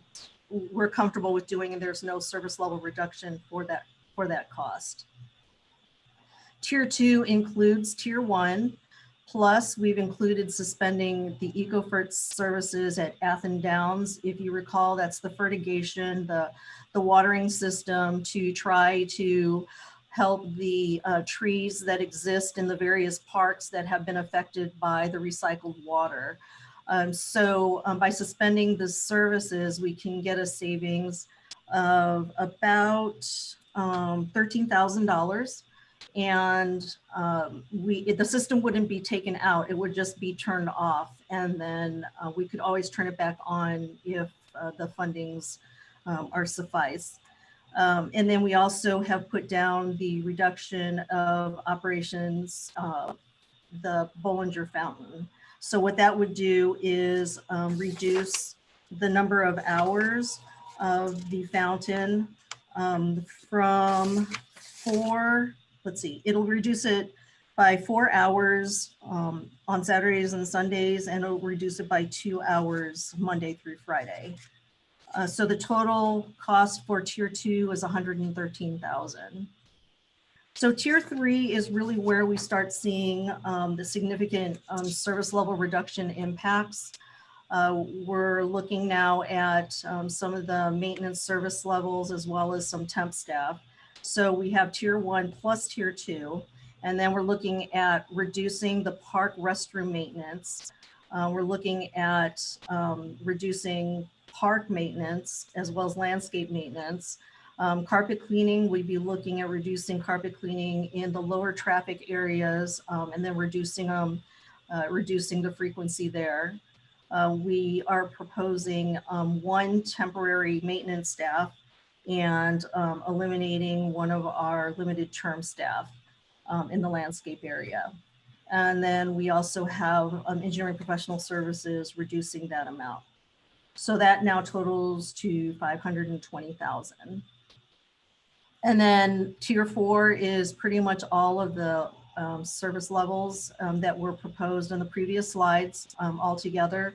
This number is different because we have done a further analysis of the service level reductions and left on the table all the ones that we could possibly consider if we were to go to tier 4. Tier 5 would be something that I believe would not be acceptable as far as a service level cut, mostly in landscaping and parks. So the next slide I included was to help with understanding what the frequencies are. And I believe council members Zafar asked this question. So I added a slide here to show the various services that we provide and the frequencies. So parks, restroom, and janitorial for the large parks, we do that 5 times a week for 8 months, and that's what we call our summer time or normal time. And then 3 times a week for 4 months, and that's what we call our winter schedule. And our smaller parks, that is a little bit less. And we did not recommend reducing those frequencies in tier 1 and 2, but then start looking at reductions in tier 3 and in tier 4. In the streets landscape maintenance, we normally do pruning and landscape services 8 times to 10 times a year. And again, no service cuts in tier 1 and 2. Tier 3 is 6 times a year and tier 4 is 4 times a year. Just for comparison purposes, 6 times a year is kind of the way it looked during the shelter in place when no landscaping could be occurring. The weeds that were really growing and whatnot. So that's kind of a representative of what tier 3 would be for street landscape maintenance. For parks, mowing and landscape, mowing is done 1 time per week for the majority of the year and 2 times a month during the winter schedule. We did not propose any cuts in that area. Mowing is one that when you start cutting back, it's really hard to get back to getting that grass cut and the turf in place and thriving. So for this moment, we did not propose that. However, for the park landscape, what we do monthly, for tier 3 and tier 4, we did reduce it. So large parks and small parks, we would reduce it to do it every 6 weeks. That's about a 10% reduction. And then in tier 4, we would do that even less, which is about a 15% reduction. And then finally, we have the carpet cleaning. We usually do monthly or quarterly for high traffic areas and facilities and the rest of the facilities respectively. Again, no cuts in tier 1 and 2. And then we start looking at reducing the frequencies in the buildings to quarterly, 3 times a year, or there are a couple that are annual. And then tier 4, it reduces it even further. Any questions for the reductions and explanations?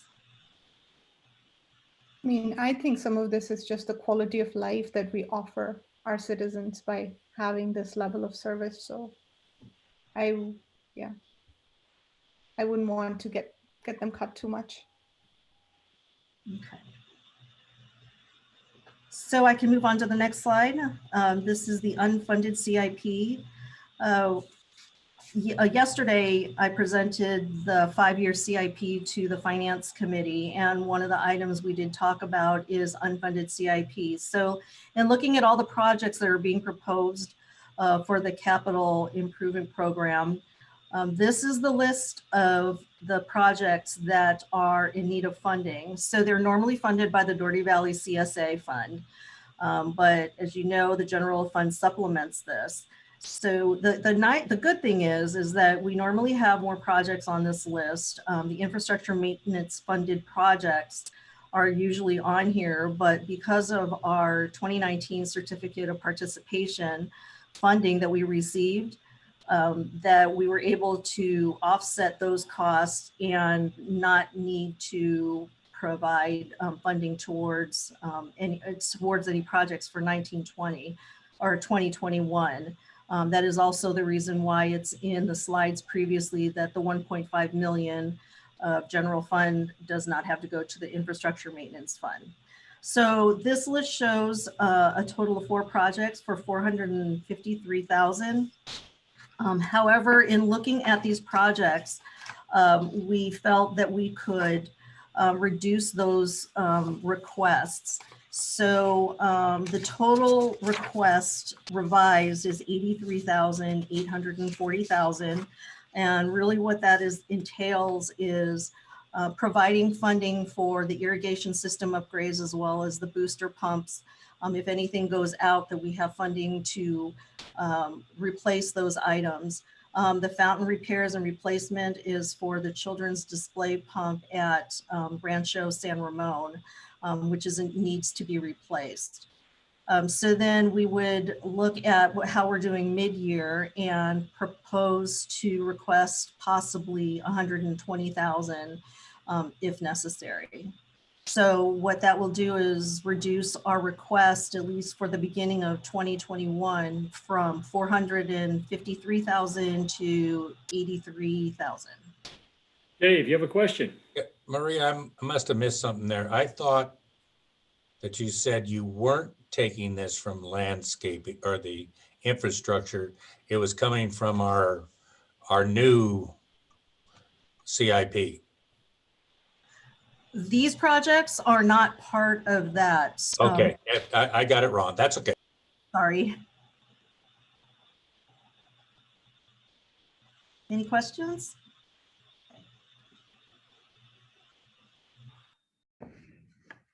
Okay.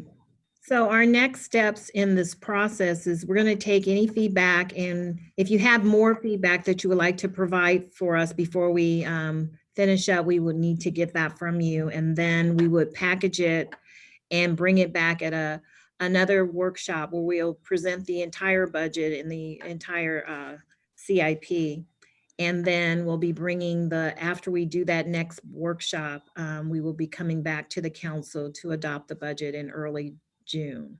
It's a procedural question, Mayor. Are you looking for we had option 1, option 2, option 3.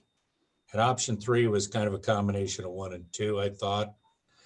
But I mean, how comfortable are you if we went through some of these things and said, look, I'd like to keep it, or these are without Phil here, without him having his opinions? There is the option, and Joe or Eva, jump in if I misspeak here.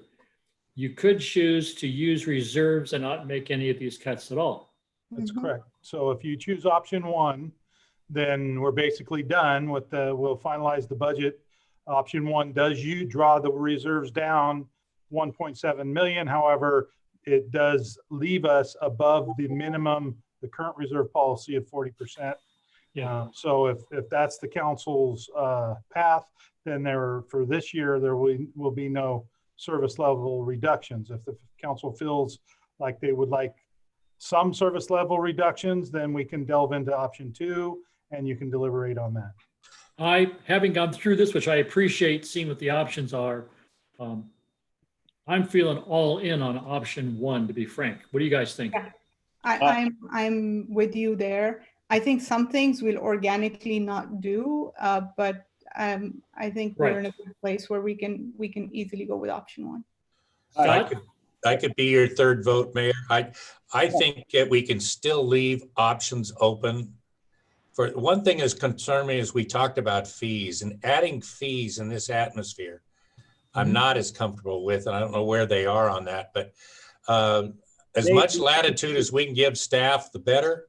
And if, like Maria was talking about the changes she could make, even on top of that, they could do that at staff level. Scott. We already, the one fee that Maria mentioned, you already voted on it at a previous meeting. That was a fee that was added in late into the budget, so it's already there. so far as I'm actually an option 3 guy, and Kathy's list of tier 1, I think we should adopt those and take advantage. It's 115,000 is the way I calculated it. Is that close, Kathy? For your tier 1 group? That's items 10 through Helps to go back on the slide. 10 through 16. 10 through 16 comes to 115,000. If I added it up right. Yeah, and correct me if I'm wrong also, I believe that we may not have any options on actually holding those open. Yeah. So that'll be organically, some of that will just yeah. go away. And that's Exactly. where I'm going with the option 3. It's a combination of adopting those.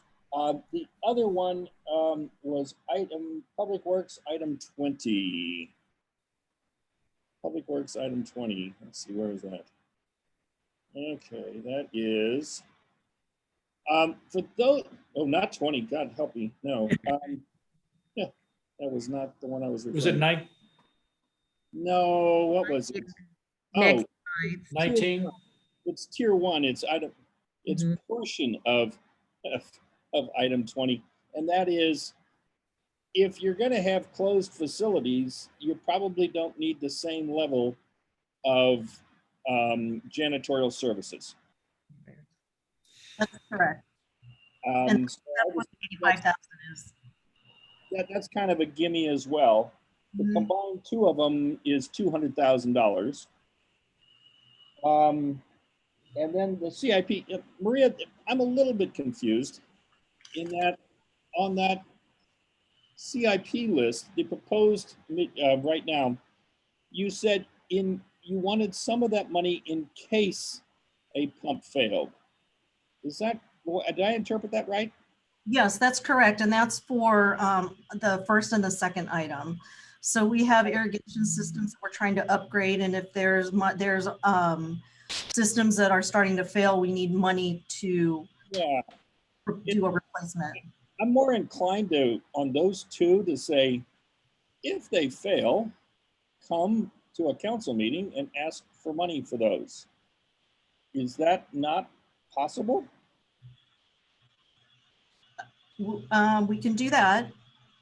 I mean, does that cause, I mean, what if they're failed, they're failed. And generally those things don't get much worse, you know, with time. Granted, we don't want to wait months, but would a 2-week or a 3-week delay be unacceptable on those 2? Well, to be honest, it depends on the time of the year. Because if it's during the time when we do need the water and the irrigation, then one booster pump or an irrigation system can be covering entire neighborhoods. So it would be a shutdown of 2-3 weeks of a system. Scott, I think we want to maintain as much flexibility for staff as possible. And they're going to be mindful about saving money, which will fall to the bottom line, which they always do every year. So I'd rather give them that maximum flexibility. We created this big chunk of savings for reserves. Yeah. If it's only 1.7, give them flexibility. That's my point. I have one last thing. I didn't see anything in here about library. So Kathy, I know that we have 58 hours. That's a combination of 35 hours that the county pays for and 23 hours that we pay for at the main library. And if you eliminate the 4 hours that are at the main library because they're closed on Sunday, because they'll go from whatever it is, noon to 4 or 1 to 5, but that's eliminated. Did we already account for that in the budget that we're going to go down from 58 to 54 hours at the main library? Yeah, we accounted for some of the changes, but the changes would not be happening until the community college pulls out of the agreement, which they've just confirmed that they're planning on it, but I don't believe we've received their actual notice. So the service because the Dougherty Valley Library, was not open on Sundays at all. So eliminating Sunday doesn't, you're eliminating something that wasn't there. Well, what we're doing, I'm sorry, maybe I didn't catch you quite correctly. What we're doing is we're going to be balancing the library hours so that we'll have libraries open in both the Doherty Valley and San Ramon, but just maybe not as much simultaneously at the same time. It's actually also the county that wants to stop offering the Sunday hours because it's more expensive for them. They have to staff it entirely with temp staff. And so there's a combination of effects that are going on both based on the county's wishes in regards to what they want to offer, the community college leaving, and a kind of a restructuring of the way that we provide library services to now include hours at the new college library. So our ultimate goal is to provide service to the community, whether it's at San Ramon, Doherty, or the college version. And I think that we can do that, but it is going to look different next January, and it has a minor impact on the budget. Okay, because we had 58 hours on the schedule for main library, 46 hours on the schedule for Doherty Valley Library. And the county was paying for 35 at each. Was that right? That sounds correct. I'm not looking exactly at that, so I could get more detail on that for our next budget discussion. But the hours and the cost for the hours are not identical. So the hours, the cost to operate the main library is different than the same hour cost at the Doherty Library. So it's not just a straight across number. Okay, I'll call you personally. We'll talk because I can see it's not going where I wanted to. I'm back. Hey, Phil. Well, now that we're all done. Yeah, thanks for, no, I would assume we could do the parks tier 1 group and the reduced janitorial services, but other than that, I think we're option 1, but take advantage of a few things that are going to happen organically. Phil, we're gliding towards, it appears, option 1, use of reserves, making and allowing staff, to use Sabina's word, organically some cuts, because if we're not allowed to have outdoor production, we're going to save some money. If we can't have productions in a theater, we'll save some money. If a facility is closed, we'll save some money on janitorial. So it appears as if we're going towards option 1, use the reserves and not make any other voluntary cuts. Okay. Your thoughts? That makes sense. And these buildings that have been closed, that we just saw that thing from East Bay Mud about when you reopen a building, you have to be careful about how you do it. I don't know if there's further work to kind of mothball some of these buildings than we've already done. Be curious about, but that doesn't even need to happen now. I think Sabina's right, and I'm not going to argue with what's been the direction you're going. Great. Any other comments from council in terms of our budget workshop? Joe or Eva, is there any more additional feedback you need from us to go the next direction? I think the staff has done a fabulous job of getting us to where we are and helping maintain our 40% reserve. And the unknowns are far bigger than the knowns at this point. And I really appreciate the hard work that's going into making the city as livable as possible during a very difficult time. So we will, I think we have a good direction. It looks to me like option 1 is taking the day. We'll be reviewing and analyzing this obviously throughout the year. We have pretty conservative revenue estimates, but that's the difficult part right now, right? Is we don't really understand or know exactly how we're going to get hit from a revenue standpoint. And then, as you know, there's a $54+ billion problem at the state level, and when the state has problems, somehow that tends to trickle down to us. So there's still a lot of unknowns, but it is it's a budget that's presented without service cuts, and keeps us above the 40% reserve. Great. And I really want to thank you, Eva, because when people ask me how San Ramon is doing, which seems to be a common question right now, I'm very proud of saying, the city is in a great place. Thank I'd you. be very grateful we're not El Cerrito and some of the others we're reading about in the paper. Yeah. That's for sure. Well, Well, we made some difficult decisions 7 or 8 years ago that I get the impression El Cerrito didn't. We also aren't an old small city with their own fire department and all that. So, but we made some tough decisions collectively 8 years or so ago that I think were laid a good foundation. So You have a problem with our fire department? We're not funding them. I'm glad we don't have one. Eva, do you need to have a roll call vote to approve this workshop, or are we good? You can check with the clerk's office. No? Okay, we're Nope. good. So All right, just want to make sure. we would just have to come up with another date for the next workshop. We had a date on the calendar of May 26th. I think we're going to move that and see if everyone's available like June 2nd. That gives us more time to put the package together because this is the full budget that we were giving you. So we'll get back on those Great. dates. Thank you, Eva. Thank you. Thank you. Madam Clerk, Item 4, adjournment. for a motion to adjourn? See you in a while. Bye-bye. Yeah. For a couple of hours. Do we stay on or do we have to log back?